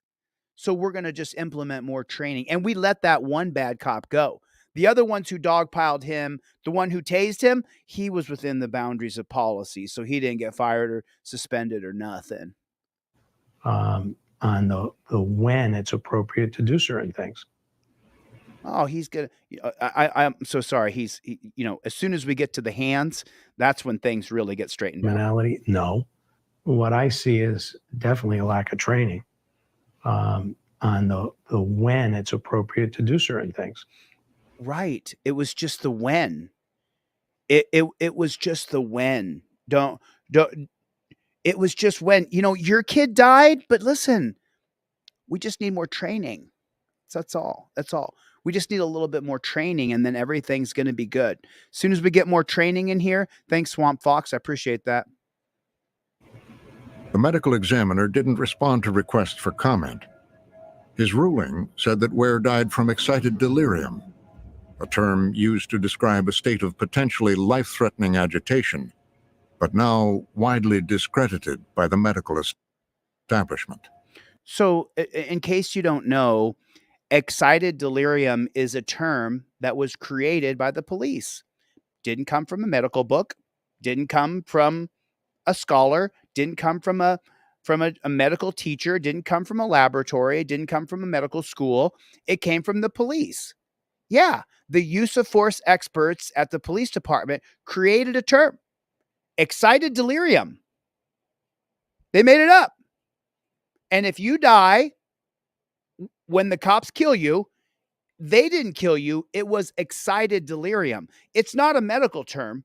The cops made it up. But they use it in their reports, and then they don't get arrested or charged with murder because it was excited delirium. Shit. Well, shit. Why didn't you tell me it was excited delirium? I mean, Sam, my brother's dead, but it was excited delirium. Shoot. Shiver me timbers. I had no idea that it was excited delirium. Fuck. Why didn't you tell me? I didn't know. Now that you told me it was excited delirium, man, it all makes perfect sense now. Thanks for telling me. We've now come to understand that excited delirium is a deeply flawed concept. In many cases, the definition of excited delirium was built on racial stereotypes. And probably more fundamentally, excited delirium was a concept that, in many of these cases, served to shift the focus from the actions of the first responders, restraint or chemical sedation by the police or by EMS, to the individual for using methamphetamine, for engaging in criminal activity, for, in some cases, suffering from mental health emergencies. Taylor Ware is one of 142 cases in the AP's database that list excited delirium as a factor in the cause of death. Just made up garbage. Excited delirium is fake. It's completely fake. When did you start to see that it was flawed? Our recognition that excited delirium was flawed really only came as we began to take a hard look at cases like Elijah McClain and some of the other tragic deaths that we've seen where excited delirium was used. The night before Ware's encounter at the rest stop, an unarmed man named Elijah McClain was restrained by police in Aurora, Colorado. The officers called for paramedics, who injected McClain with ketamine. He went into cardiac arrest and died a few days later. Elijah McClain's case was a stepping off point where we began to take a harder look at other deaths. And what we discovered was troubling. We discovered there were many other cases where the combination of prone restraint and chemical sedation had resulted in death. Colorado placed significant restrictions on the use of ketamine in the field, including banning police officers from directing paramedics to administer the sedative. One officer involved in McClain's death was convicted of criminally negligent homicide and third-degree assault. 2 others were acquitted. In a rare homicide prosecution of medical personnel, the 2 paramedics who'd injected McClain with ketamine were also found guilty. Dr. But what was the sentence? Listen to this here. Involved in McClain's death was convicted of... So one of 2 officers in Colorado's death of Elijah McClain was found guilty. Okay. Criminally negligent homicide and third-degree assault. 2 others were acquitted. In a rare homicide prosecution of medical personnel, the 2 paramedics who'd injected McClain with ketamine were also found guilty. Dr. Roger Mitchell was an expert witness in the trials. Every excited delirium case in this country should be looked at and establish what the true cause. Real quick, we're at 49 minutes on this. I didn't know we'd watch so much of it, but let me just show you something real quick. Rodema was sentenced by district court judge for 14 months at the Adams County Jail in Brighton, Ohio, with the possibility of work release, so you know he got out before then. 200 hours of community service.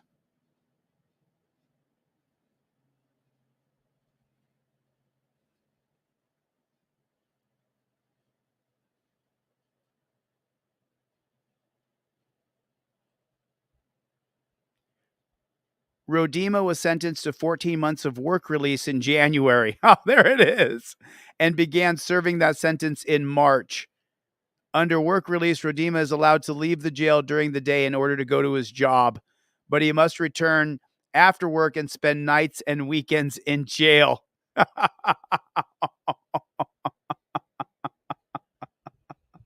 Oh, that's rich. Oh, that is rich. That is rich. The cop who did that to Elijah McClain, did you know that I was in jail for obstruction for filming a cop, and that it was called house arrest. House arrest called me and said, hey, we want to see if you're eligible for house arrest. I have a house, the whole thing. Then after I jumped through all the hoops of house arrest, they said, you're not eligible for house arrest. The sergeant has determined that you're not eligible for house arrest. But the cop who murdered Elijah McClain, was sentenced to 14 months of, so he doesn't even have to be in jail. He gets to go to work all day, go to sleep there, and then sleep in jail on the weekends for 14 months. Ex-cop Randy says jail is too tough, seeks home detention. What?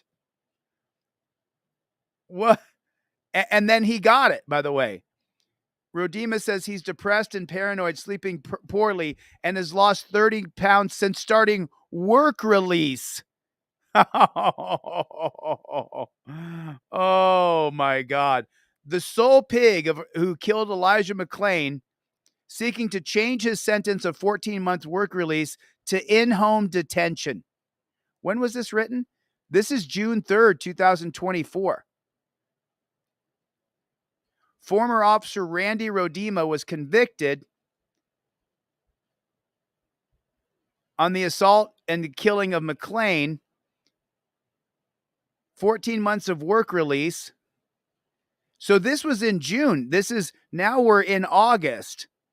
So let's put his name in here and see what pops up. Can you guys see this? I hope you guys can see this okay. So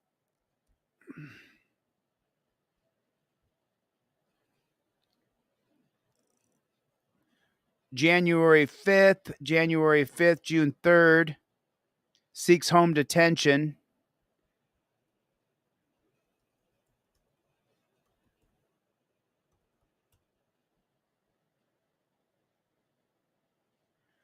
Police officer sentenced in Elijah McClain's death wants out of jail due to stress.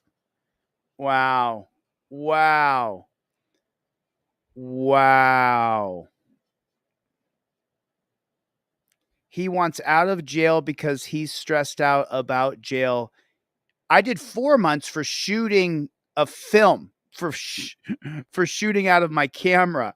This guy murdered Elijah McClain. He got 14 months, and now he wants time off. He wants to serve it at home. Roger Lane gave out 10 memberships. Thanks, Roger. I appreciate that. Unbelievable. Unbelievable. Unbelievable. Air homicide prosecution of medical personnel, the 2 paramedics who'd injected McClain with ketamine were also found guilty. Dr. Roger Mitchell was an expert witness in the trials. Every excited delirium case in this country should be looked at and establish what the true cause of death is. Mitchell has been advocating for a new system. Case an expert witness in the trials. What was his name? Dr. Roger Mitchell was an expert. Dr. Roger Mitchell. Does anybody know where he's located? Witness in the trials. Every excited delirium case in this country should be looked at. And exactly. Every excited delirium case in this country should be looked at because the cops murdered that person. Establish what the true cause of death is. Mitchell has been advocating for a new system to record deaths in police custody. There needs to be a checkbox on the U.S. standard death certificate that ensures that these cases can be reviewed as not just singular events, but as systems of events that occur. There's a smoking checkbox on the U.S. standard death certificate. So any disease that's associated with smoking, we can see that on a death certificate. And so if we want to stop and prevent individuals from dying in the hands of law enforcement or associated with the criminal legal system, then we need to create a category of data collection surrounding those so that we can generate the proper policies and proper ways of preventing these deaths. We all love you and miss you so much. The project is about uncovering hidden deaths. These are the deaths that are the hardest to find.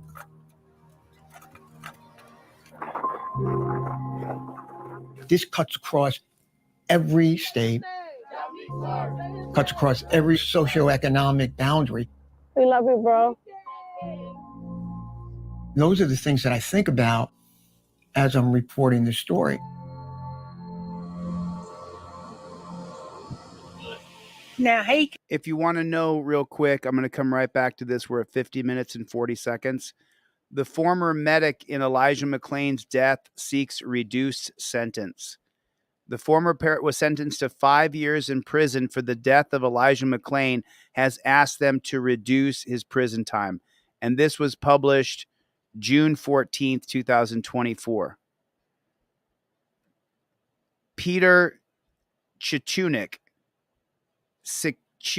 whatever.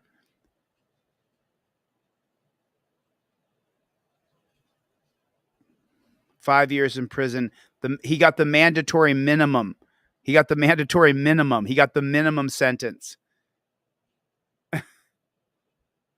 Because he was sentenced under the state's mandatory minimum laws, he's allowed to appeal the length of the sentence on the ground his case involves unusual and exceptional circumstances, and did so.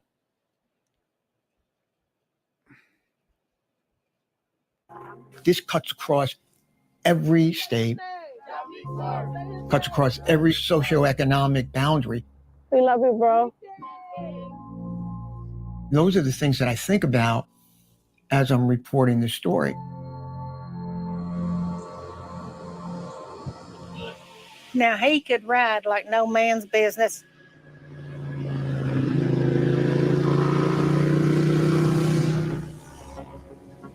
Riding was the one thing we all had in common.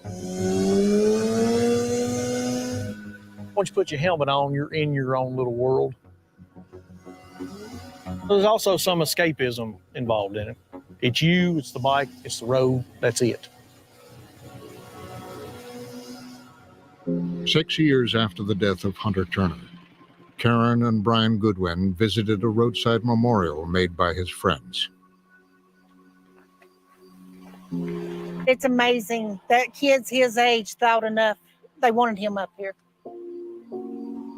And they tended to it quite a bit. These hidden deaths, these people all had loved ones. And when they die like this, there's no closure for the families. He's always with us, and you can feel his presence, you know. He was our baby.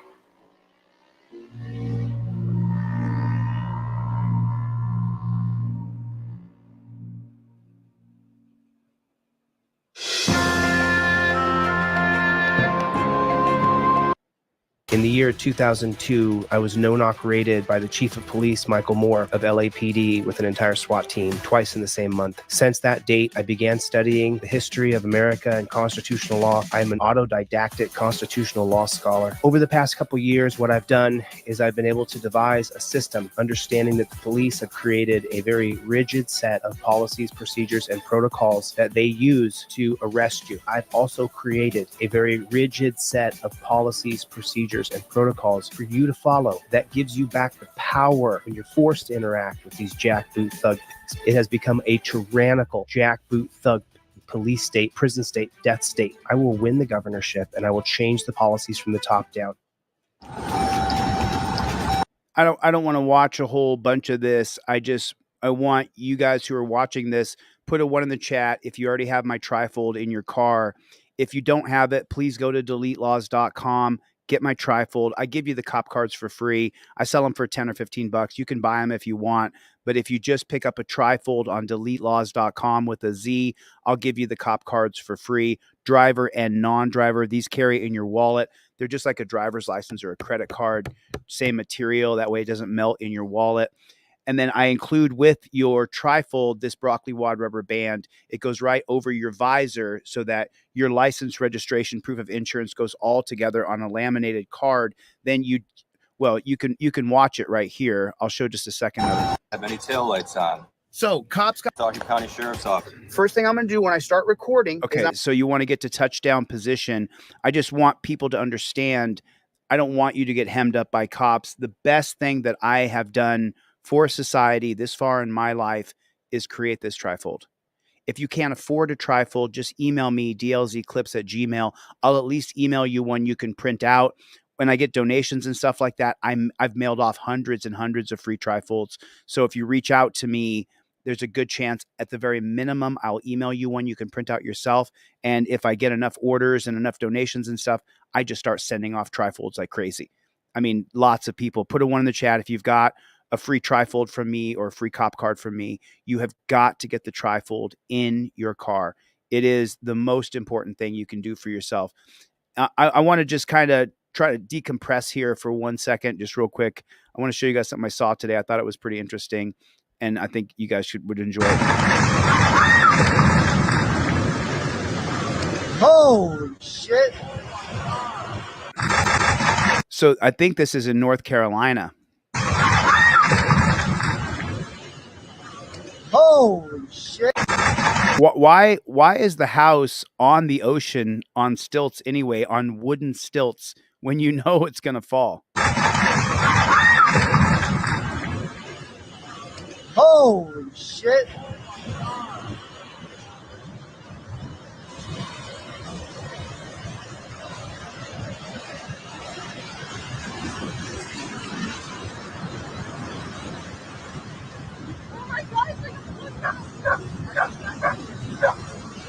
Pretty terrifying.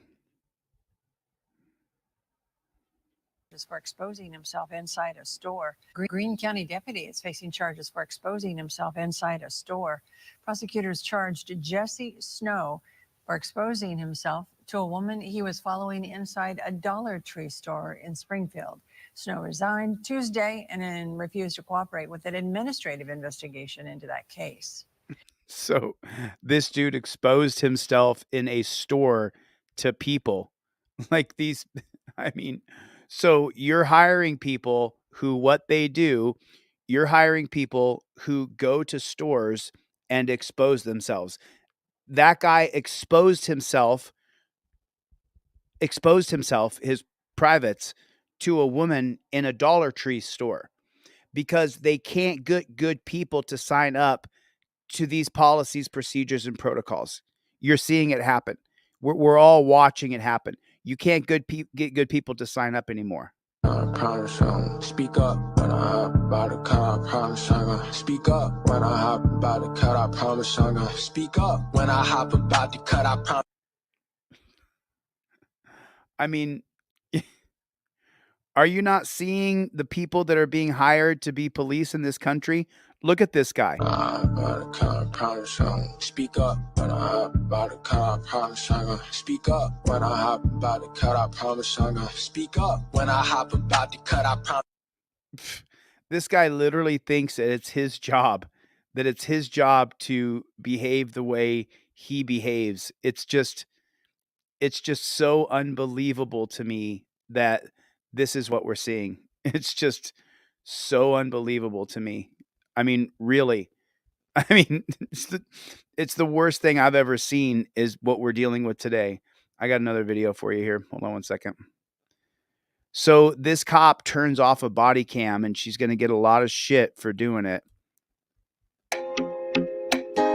And this is from Tri-State Audits.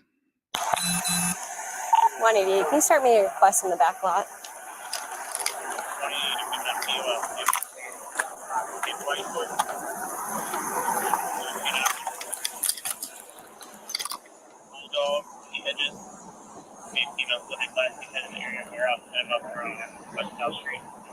Do you have...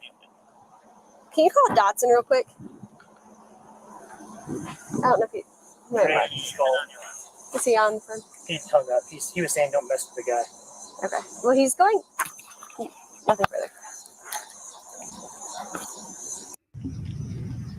There we go.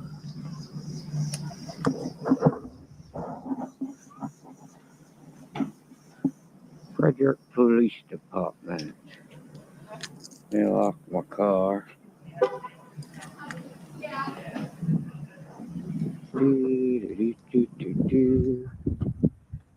Of people who won't fight back against them, Dan Hanlon, right? They think it's a license to kick people's asses who will not fight back. Most people don't want to fight the cops.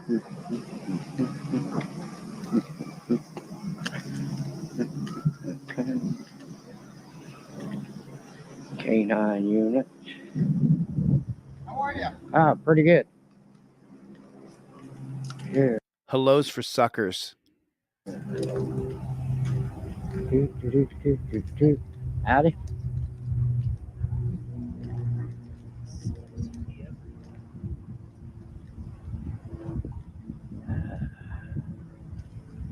Well, that's a big old camera there. That's an old fella.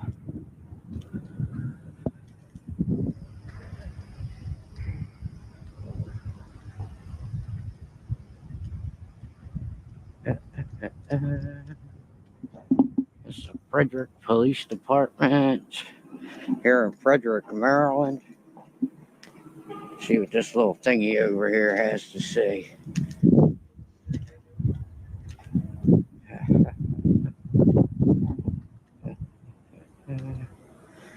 Officer John H. Adams, 1912-1922.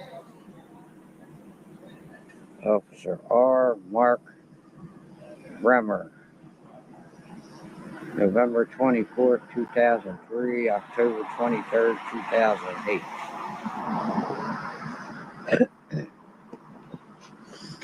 All right. So we got shift change.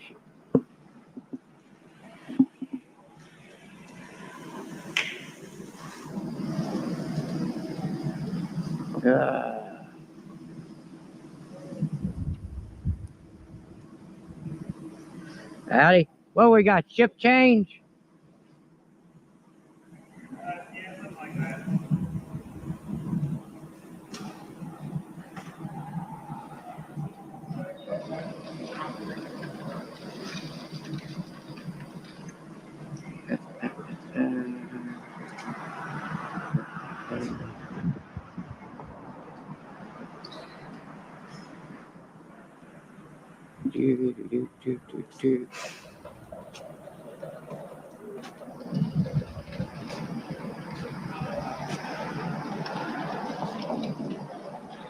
And, all right, let's go find the front of this place.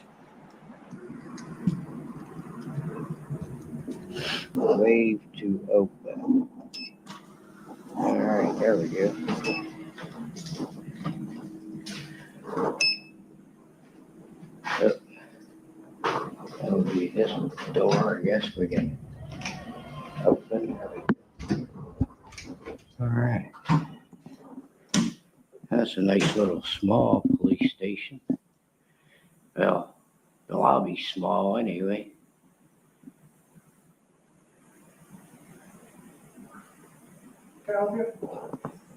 No, I'm just checking out your police station here.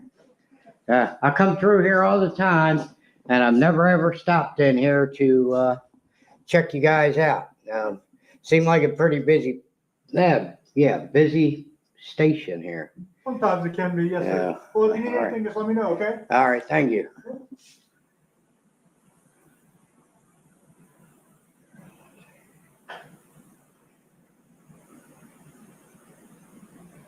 All right, enter temperature checker.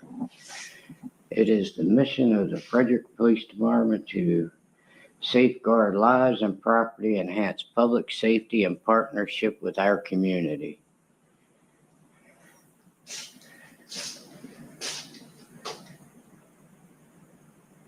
State of Maryland Governor's Crime Prevention Award, Frederick City Police Department, 2017-2019. Security notice, all person and items are subject to physical search before entering the police station. Within the police station, guns, knives, sharps, Well, no, we're not. Damn it. Yeah, they got that mirrored pretty good. Double mirror. You guys got a double mirror there.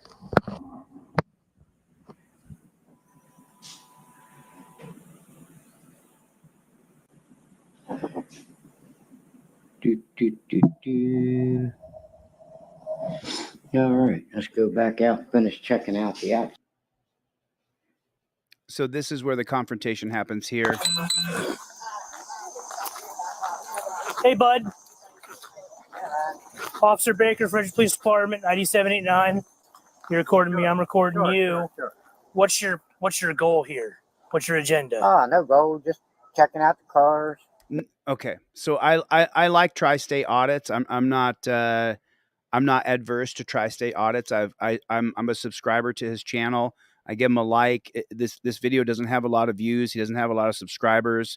So obviously, I'm showing his video, and I like this guy just fine. I mean, I would actually, what I'd like to do is send him out a TRIFOLD and a cop card, because right here. What's your goal? ID 789. You're recording me. I'm recording you. Sure. What's your goal here? What's your agenda? No goal. Just checking out the cars, making sure the computers are closed. Okay, so you don't want to answer any questions. You want to pull out your non-driver cop card, number 1 on there, cop cited, start filming and say, I invoke my First Amendment right. He's already filming, so he doesn't have to do that.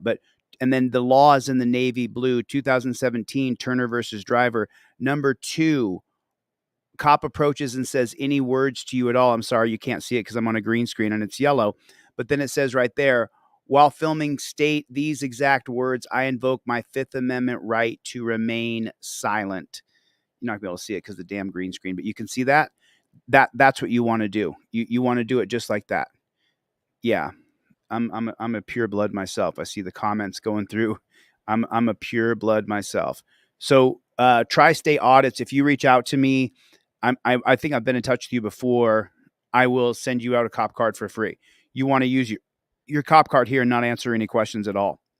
You're recording me. I'm recording you. Sure. What's your goal here? This is a First Amendment audit. This is a First Amendment audit. I invoke my First Amendment right to speech and press. What's your agenda? No. I invoke my Fifth Amendment right to remain silent. Don't ask me another question without my lawyer present. Have a nice day. I'm busy. And I walk away. Go just checking out the cars, making sure the computers are closed, making sure they're clean. That's it. No trouble, not causing no trouble. Okay. Well, what's your purpose for doing that? I do it everywhere. Go around the United States. Okay. Yeah. All right. Well, it looks a little suspicious. I'm sure you can kind of. What looks suspicious? Holding you accountable, you dirty jackboot thug pig? What's suspicious? That we're filming you because we don't trust you? This man is a patriot for what he does. See our reservations for you doing that to our police cars. I don't blame you for coming and talking to me. Yeah. This lot is recorded. Okay. So that's cool. You don't have to worry about anybody messing with our cars here. The more cameras, the better. Right. Yeah. So I mean, we're good. We just want to make sure what you're doing here, and okay. But just so you know, our body cameras are on as well. Everything's being video and audio recorded. Okay. That's cool. Yeah. All right. Well, you're Baker. I'm Officer Baker. 789. Nice to meet you. All right. We appreciate you trying to keep us safe. But Durand 532. All right. Nice to meet you. Officer Cop. I'll do it. How about that? All right. 557. Yeah. All right. I'll get there you copy. go. All right. Get a copy. We just, it's just a wrong position for her to be in. Copies all your cams. Sounds good. All right. Thank you, guys. All right. Take care. Have a good day, sir. And recording.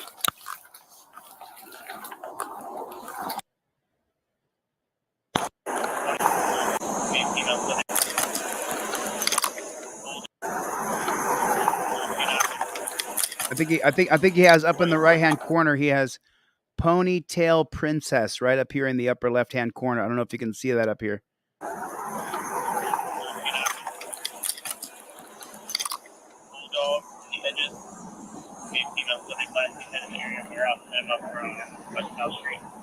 Do you have? Can you call Dotson real quick? I don't know if you. Just call. Is he on for? He's hung up. He was saying don't mess with the guy. Okay. Well, he's going. Nothing further.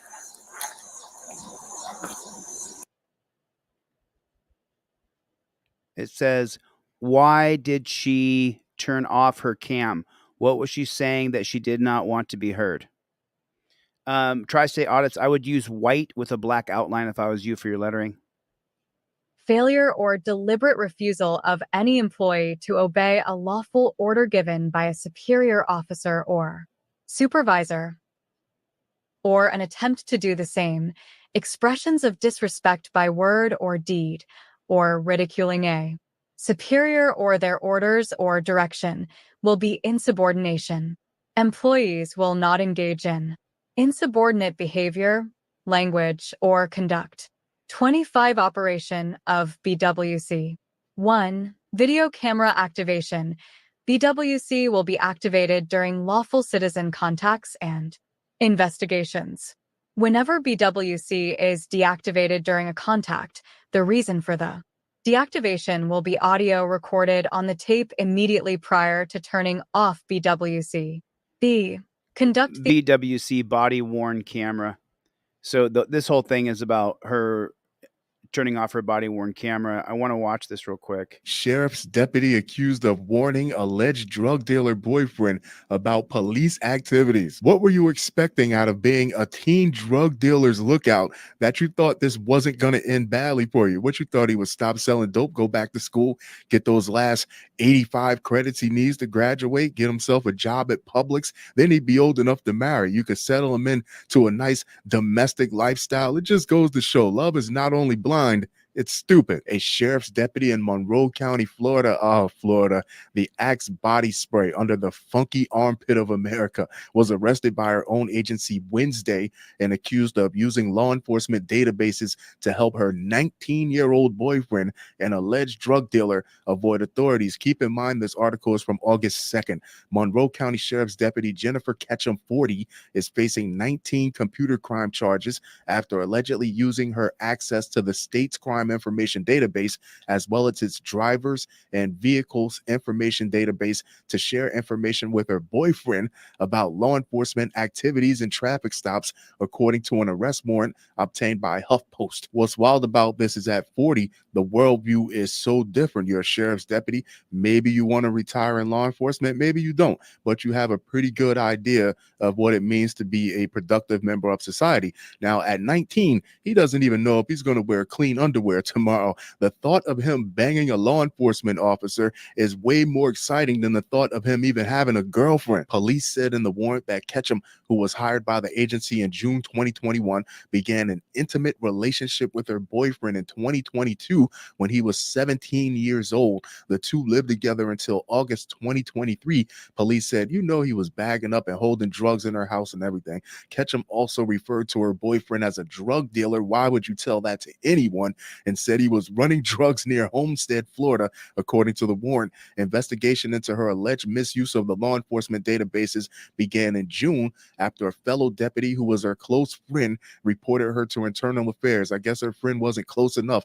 The friend showed detectives evidence of Ketchum's relationship and WhatsApp messages in which Ketchum wrote, "He's dealing dope and I can't be tied into that," according to the warrant. Too late, sweetheart. She was a fully fledged card-carrying law enforcement officer with a whole dope dealer living under her roof, and she knew what he was doing the whole time. You're more than tied into it. Even without the database charges, it's still at least conspiracy. Detectives allegedly found at least 19 instances where Ketchum abused their police privileges, including using the database to search for information about someone her boyfriend knew. Can you see if my boy got a warrant out for his arrest? I could see that happening.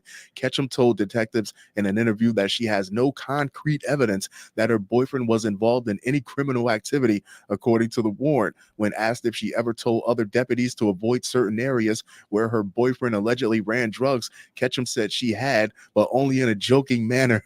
Per the warrant, she said she had no authority to actually stop anyone from patrolling an area, according to the warrant. Detectives attached a PDF file containing 11,845 pages of text messages between Ketchum and her boyfriend, which allegedly showed how they worked together. The boyfriend isn't too bright either. His skull hasn't closed all the way in yet, because either she was going to turn you in or the two of you were going to go down, but you were never going to walk away from this. She basically told the whole force that you sell drugs now. You're leaving with something. Multiple text conversations show instances where Ketchum alerted her boyfriend that police were in his area, according to the warrant. She also allegedly warned him on September 6, 2023 about an upcoming raid at Big Coppic Key. The sheriff's office confirmed in a statement Wednesday that Ketchum has been placed on administrative leave without pay, and her bond was set. This is what I'm talking about. It's just constant corruption. When you go to the website, when you go to deletelaws.com with a Z to get your TRIFOLD to put in your car, everybody should have one of these in cars, deletelaws.com with a Z. I also give away a bunch of free stuff on there. It's periodicals. And when you go and you say, hey, I want the downloads for free, download something called the Mullen Report. The Mullen Report is the 1994 Commission on Police. And it was done for 3 years by a federal judge named Milton Mullen, who gave a bunch of cops immunity to get the truth out of them. And one of the main things of the Mullen Commission is that cops are dealing chemicals, that they're working as the muscle for chemical dealers, that they're colluding with chemical dealers. And now we're seeing the exact same thing happen again and again and again, because we don't have a third-party prosecutor. We don't have a third party to get the body cam footage. There's no third party involved anywhere. The police are an autonomous agency that doesn't answer to anybody. The only way we can ever get them is if they kill somebody on camera. And we saw yesterday that copper punched that woman in Colorado in the face, and the jury acquitted him because she spit at him. And so that means that he didn't punch her in the face. That's what we're talking about here. Said at 1.9 million. Mind you, this article is from August 2nd. Ketchum's case has been received by local prosecutors, but charges have not yet been formally filed. It wasn't immediately clear if she had a lawyer representing her. As of Friday, her boyfriend has not been charged with any crime. Once again, this article is from August 2nd. There you have it, kids. Jennifer Ketchum looking for love on the wrong side of the blue line. It up, I get that pit in my stomach, that terror, that fear. I hear my daughter's voice crying in the background. It's terrifying. And welcome to the news at 6:30. This was video that you first saw. Whoa. I'm so sorry. Whoa. Whoa. So let's just do it right now so I can see this. I'm sure they're going to show it again, but I want to see it without the volume. I want to see it slow here. So they got two cops. This person is belly down. Looks like they're black, white feet. And you got two cops on top. He's already got his fist up. Draws it back, punches. Draws his fist back, punches. The person is face down on the ground. Draws his punches. The other cop puts a hand on him to stop him. That's amazing in and of itself right there. We hardly ever see that. That you first saw here on 13. This is of an off-duty Galveston police officer hitting multiple people at a children's pool party over in Galveston. So today, ABC 13 has learned that Officer Jared Rivas is fired, and the families involved are seeking legal action. Liliana Pearson heard from some of those families today and has this report. This is the Ruiz law firm. This is the law firm working in partnership with those families that are seeking potential legal action against former Officer Jared Rivas, the Galveston Police Department, the apartment complexes where this happened, as well as UTMB. Mothers whose children were attacked say their trust in law enforcement is broken. It's terrifying. It really is. I've lost a lot of trust. And thinking we were safe. Back in June, we showed you this video of off-duty Galveston police officer Jared Rivas coming to break up a children's pool party.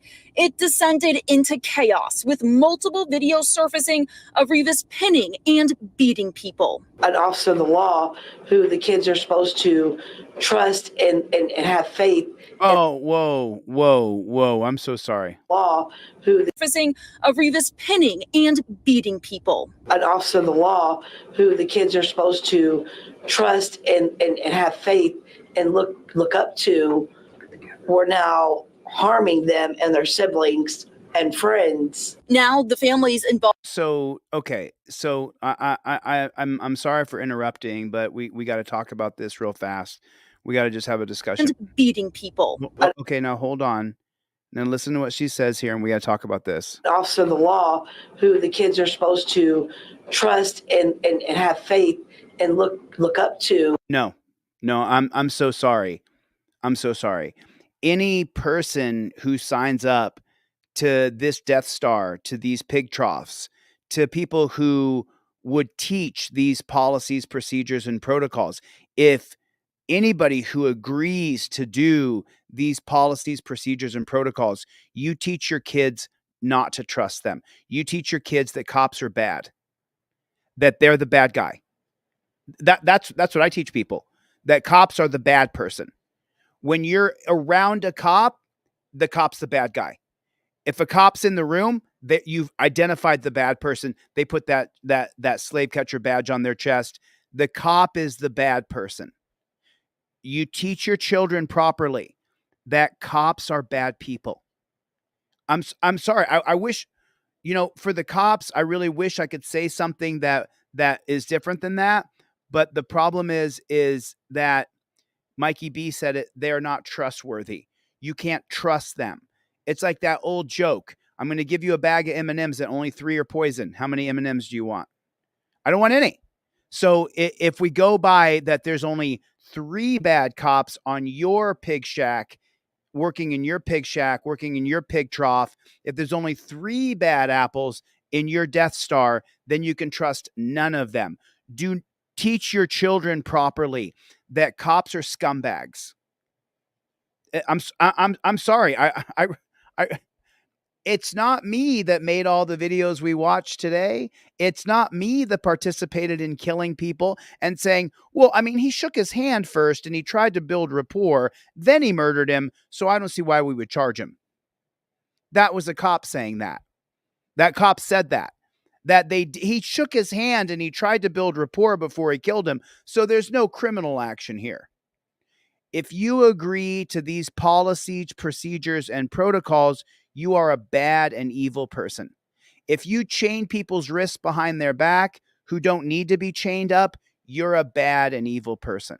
So teach your kids properly that cops are scum, that cops are scumbags. Of Rivas pinning and beating people. An officer of the law who the kids are supposed to trust and have faith and look up to, we're now harming them and their siblings and friends. Now the families involved, alongside the Ruiz law firm, are bringing legal action against multiple parties. They want Rivas, who has since been fired from the force, to be charged and stripped of his ability to be a law enforcement officer. It wouldn't be surprising if he was picked up by another local law enforcement agency, and that's a concern that we have. The families are also seeking legal action against the Galveston Police Department, who they say made no effort to stop Rivas's tirade after they arrived. Despite numerous uniformed officers being able to take control of the situation, they didn't. They just added to the chaos and confusion. They also notified the Island Bay Resort apartments where the incident occurred. The family's lawyer saying Rivas was there as a security officer, and if visiting families are not welcome, it was not made clear. And finally, against UTMB Hospital, whom the one mother claims refused her children treatment when it came to light they were the family involved in the incident. Today, we did reach out to all parties that these families are seeking this potential lawsuit against. We did only hear back from UTMB as well as the Galveston Police Department, who told us they are unable to comment on any pending legal action. We did reach out to the Galveston District Attorney, who would be the people bringing forward any potential charges. They say right now they are investigating. It's too early to know if any charges will be brought. So he should be charged with assault with attempt to commit great bodily harm is what he should be charged with. That's what he should be charged with. He should be charged with assault to commit great bodily harm. So I just want to show you guys the answer to the question here that I'm going to add right here with you guys. So this is, what option should a 21-year-old man choose? Air Force or join LAPD? What do you guys think? What are the better options? What are the better options?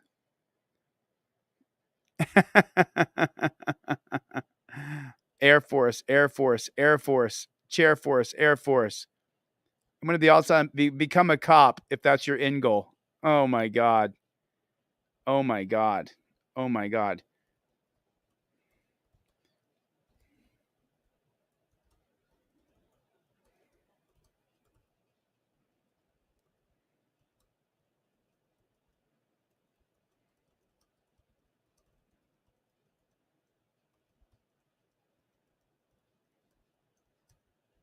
Can you guys see that? I hopefully I got the screen big for you guys. Sorry about that. No good person could or would ever sign up, call themselves law enforcers. The policies, procedures, and protocols that cops agree to do are disgusting, brutal, inhumane, and barbaric.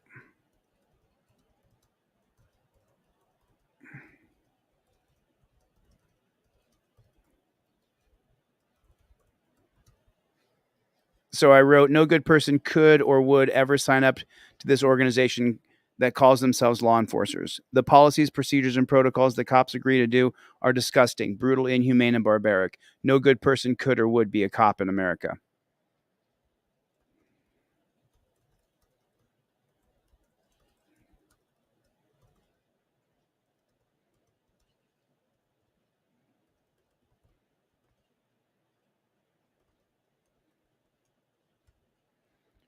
There it is. I dropped my comment down here.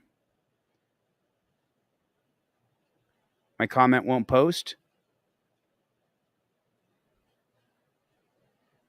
Why won't my comment post here? What's going on? Did they block me already? Did they block me already? It won't let me post.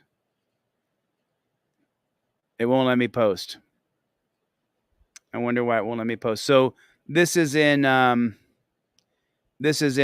Law Enforcement. If you guys want to go ahead, and here's the comment that I was leaving. I'll put it in the chat right here. Here's the comment that I left. I don't know if you guys can see that or not, but that's the comment that I tried to leave just now, and they wouldn't let me. I'm not allowed to post, I guess. Stacy said, sadly, I do teach my kids not to trust cops. They may take them away from home or take mommy and daddy away from home. Yeah, look, you know, for the people who are detractors, that are bootlickers or cops or ex cops, here's the thing. Let me just level with you guys. We would love to trust you and like you and support you. I would love to be able to say, here's this cop's Cash App. Everybody, let's give him a bonus for the good work he's done. The problem is you've agreed to policies, procedures, and protocols that are disgusting. That when you apply them, even when you shake their hand and try to build rapport first, the policies, procedures, and protocols that you implement kill people. We just saw it. So I would love to have a great relationship with the people who we pay to protect and serve, but we don't pay them to protect and serve. They sign up for themselves and themselves only. They become a cop only for themselves, for their pension, for their overtime, for their vision, their health care, for their kids, for their money. And then they all have instant best friends. I'm a pig. You're a pig. Wouldn't you like to be a pig too? And I wish I didn't have to call you guys pigs, but you guys are pretty much a disgusting organization that's not accountable to the people of America. So that's why I say the things I say. That's why I am the way I am. The reason why I cannot stand you cops is because of what you do to people and how you treat people. That's the reason why. I just want you to know. So I would love to say that cops are great. We can trust them, but we absolutely cannot trust them. Charles Sam, 150. 3 Charles Sam, 150.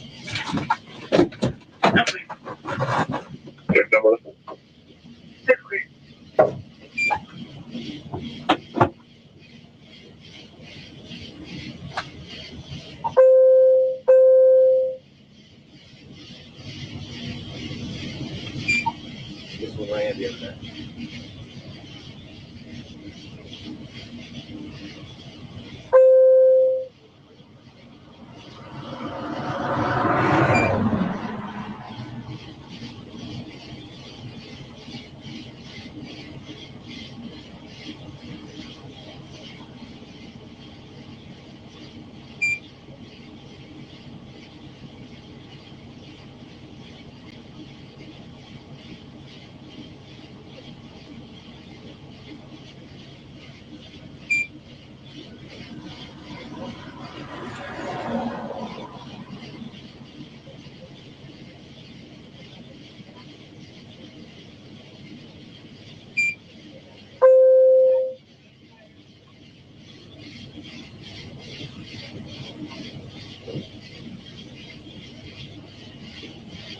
I mean that in a nutshell explains to you what kind of system we've created. We've allowed a system to perpetuate that says I have to be completely broken down to zero so this disgusting person feels safe. Got to come out of the car like that because cops are scared. It's ridiculous.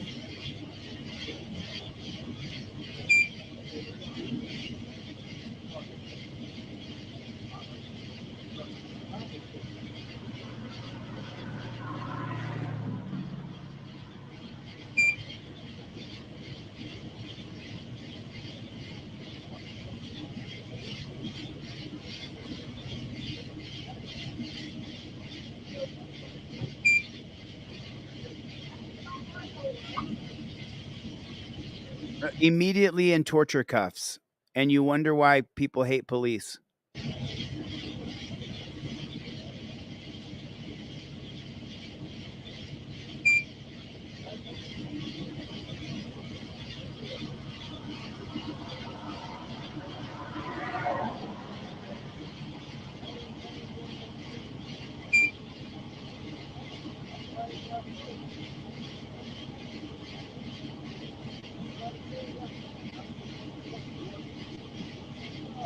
West Orange Company stuff. Sawyer Road at Corral with a black Chevrolet pickup truck pulling a trailer, 2 occupants. Registration plate is obstructed. I'll get it to you as soon as I can. Okay.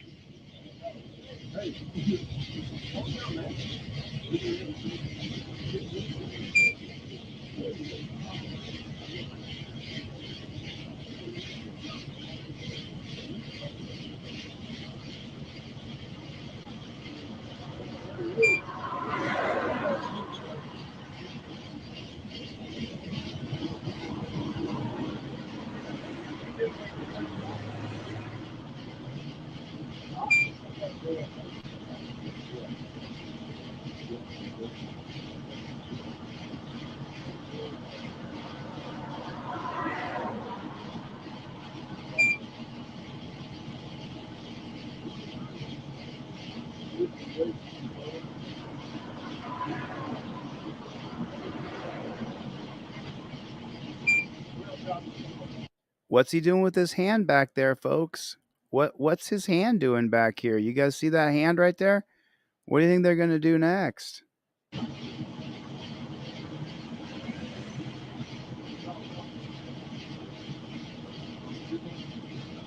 Look at this.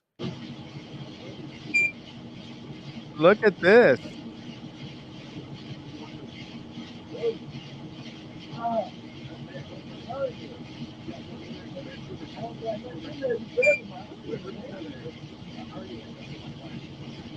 Oh, that's what I told that weed on. I just told that weed on because you say that you ain't go to class.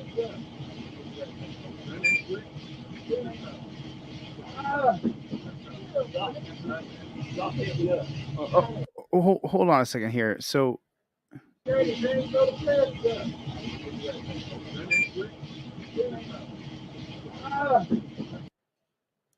he just grabs him and says, why is he doing that to the man? He's just standing there.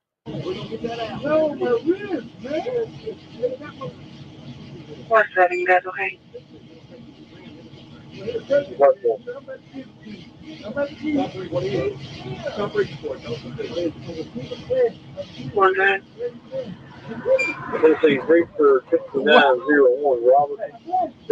What?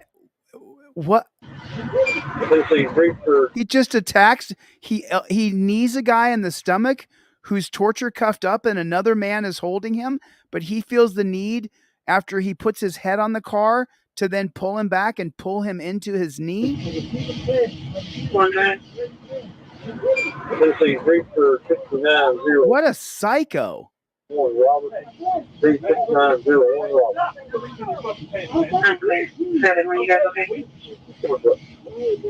not sure if you guys can read this. It says federal jury rules in favor of 2 former Tennessee deputies in excessive force. Federal jury rules in favor in excessive force trial.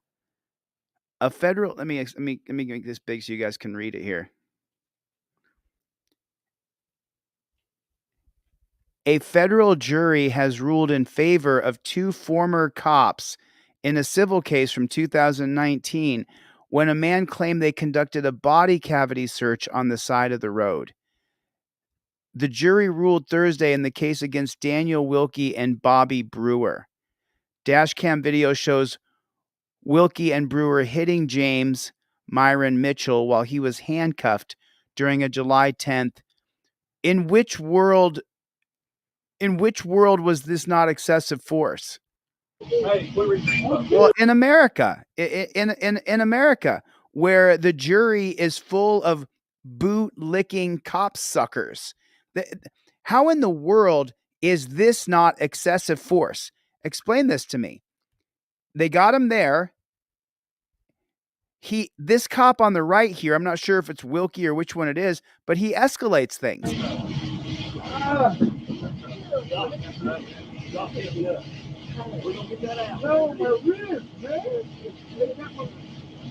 What's that? You guys okay? What for? Let's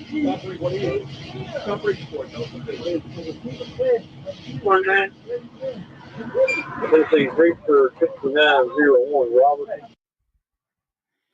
In which world is that not excessive force?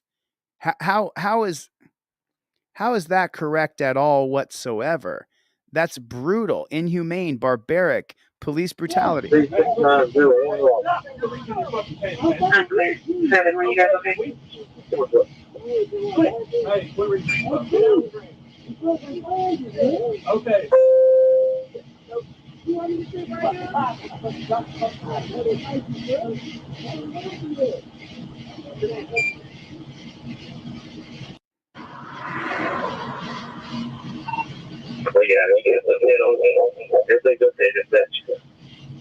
Okay, sir.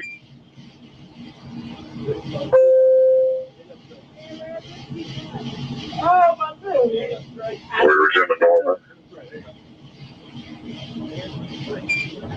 I can't. 7, can you normal?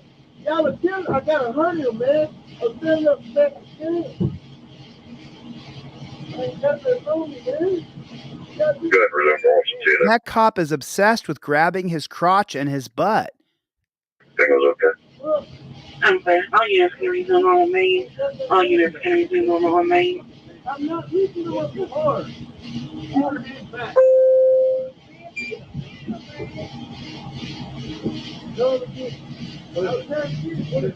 Picture 21. 7, you need another unit.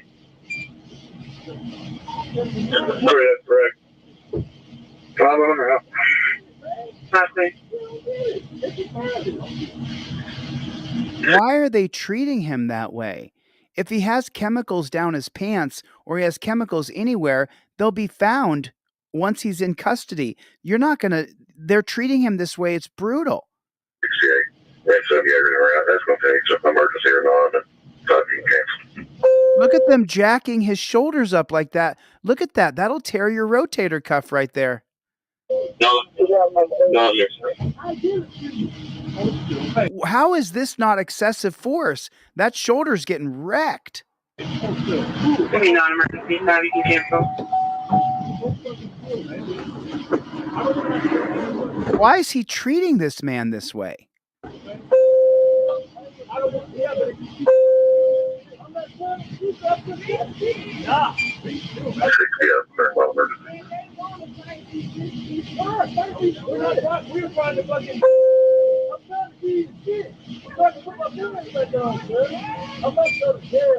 What's he doing back here?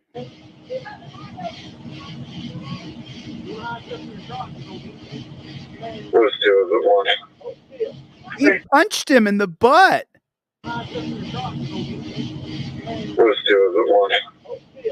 That is just incredible.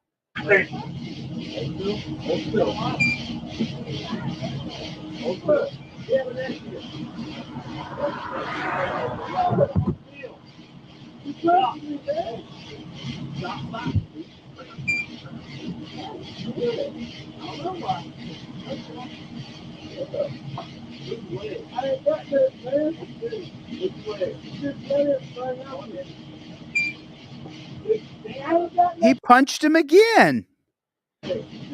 Watch him. He's got him. He's laid out. He hit him again.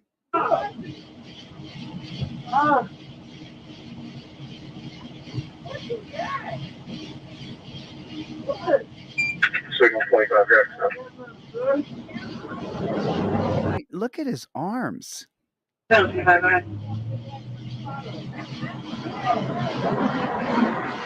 Boulevard, Sigmat Boulevard, Tennessee 909. Oh, you got a baggie or something? What? Are you saving the world?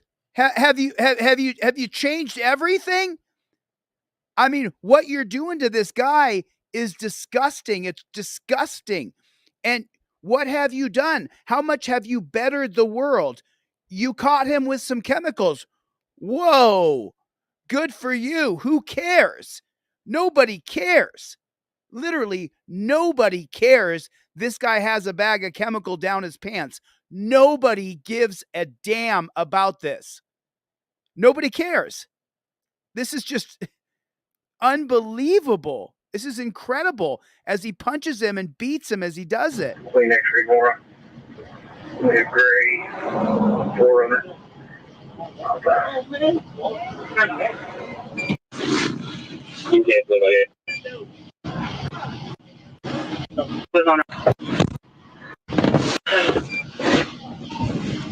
We got a female inside here on the unit. Check her. Yeah, available. Need a female officer for a search. I'm proud of you, officer. Hey! Yeah. Can you help me out right quick? Help you what? Man, for real, man. Man. I'm at the door! Hey! I got the door! Hey! Hey! I got the door! Hey! Hey! I got the door up! I got the door up! I got the door up!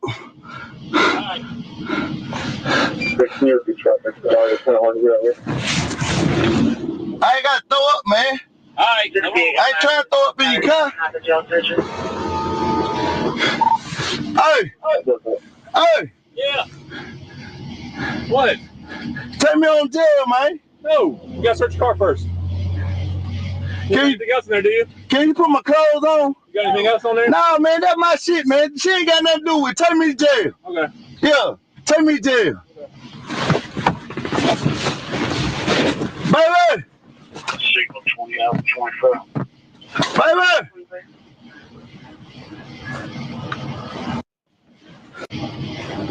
I take you to jail too? I ain't so.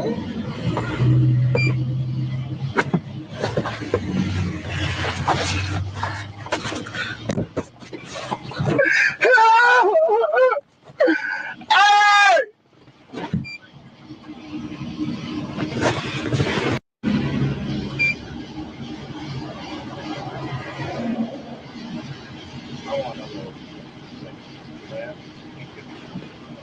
So I just got a quick question for everybody here.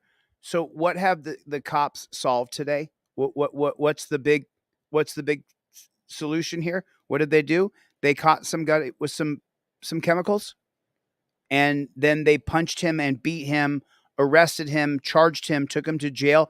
And how much good did that do for society? Absolutely none. The war on drugs is an abysmal failure that just perpetuates a police state, prison state, death state. Cops get awards and bonuses and promotions for chemical arrests. They're going to try to charge him with a DUI, I'm sure, but they beat him, ripped his shoulders, put their fingers in places that I can't say out loud. This was unbelievable to watch. And then the jury acquitted them of excessive force. We saw what they just did.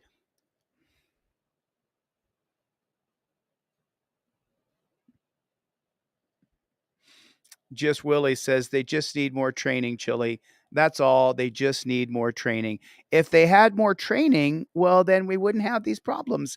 We just need more training. That's all. Just Willie's got it. So you say, put in the comment section, OTVO, overturn Terry versus Ohio. Put in the comment section, OTVO, Dr. Donna. I had all my friends here tonight. Chevy.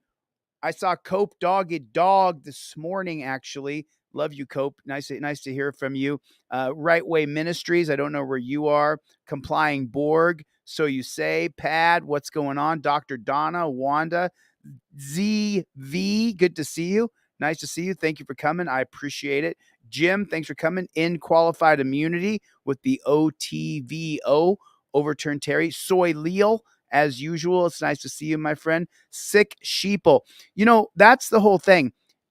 We have to get into Manu life motivation. I only said one F word tonight. I said one F word, and I was joking when I said it. So I did a lot better. Chevy, what's up, Playboy? What's going on, Playboy? We had Jeff Hates Pigs in here. Derek Hates Pigs in here. Mrs. Hates Pigs, Who else was the Hates Pigs? Anybody else was from the Hate Pigs crew? Dan Hanlon was in here. What's going on, Playboy? What's up, Dan Hanlon? What's up, Playboy? We don't stop. We don't stop. Ryut Audits is in here. Truth of God is in here. We have all my rowdy friends are coming over tonight. Grateful Dabs is here. Nice to see you, Robbie. FTP, he knows what that stands for. Chevy! What's up, Playboy? ACAB coming in. I saw an ACAB in here from Ivan. Nice to see you, Ivan. What's the matter, you? F me running. I wish I could do that. I wish I could do that. Sydney Heffer is in here. Sydney, I don't really audit with anybody. I saw your comment earlier. I don't really go out and film cops with anybody else. It can land me in jail, and then I have to protect you and watch out for you. But let's keep talking. Shoot me an email when I'm in Vegas. Maybe we could talk about that a little bit more. Tilly Lou and Stinky Poo, what is going on? What is Claudette was here? Bill, good to see you, Bill. What's going on? Bill Roberts, what's going on, Bill? It is what it is. I have not read your email. Put it is what it is on the subject line and resend it to deletelaws@gmail.com. Milena, nice to see you. It was so good to see you. Claudette, thank you for coming. Did I see SWE Observer? I saw Wanda Meese. Brick, Michael Eline was in here. BZ Watchdog, I think, was in here earlier today. AMG Stealth, Drophead74 was in here. Pat is in here. Stacy was here. Tina was here. My God, we had an absolutely great live stream. This was 4 hours long. Benny, good to see you. I don't really consider gay a cut down because I know so many gay people. So yeah, but yeah, Paul Trickett was in here. What's going on, Paul Trickett? Good to see you, my friend. Roger Lane was here. Thank you, Roger. I appreciate you coming, man.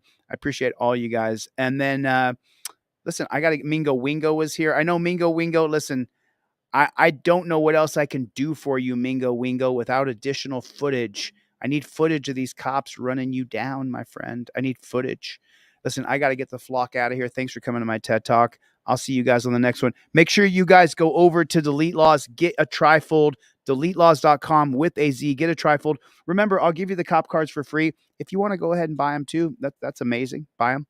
Thanks a lot. Appreciate it. Only missed 3 people in the last 2 weeks, and we got those shipments out. I'm stoked about that. Cop cards come with your TRIFOLD if you order a cop card. Kevin Brzezinski with the We Don't Stop. I got to get the flock out of here. I'll see you on the next one. Later, Gators.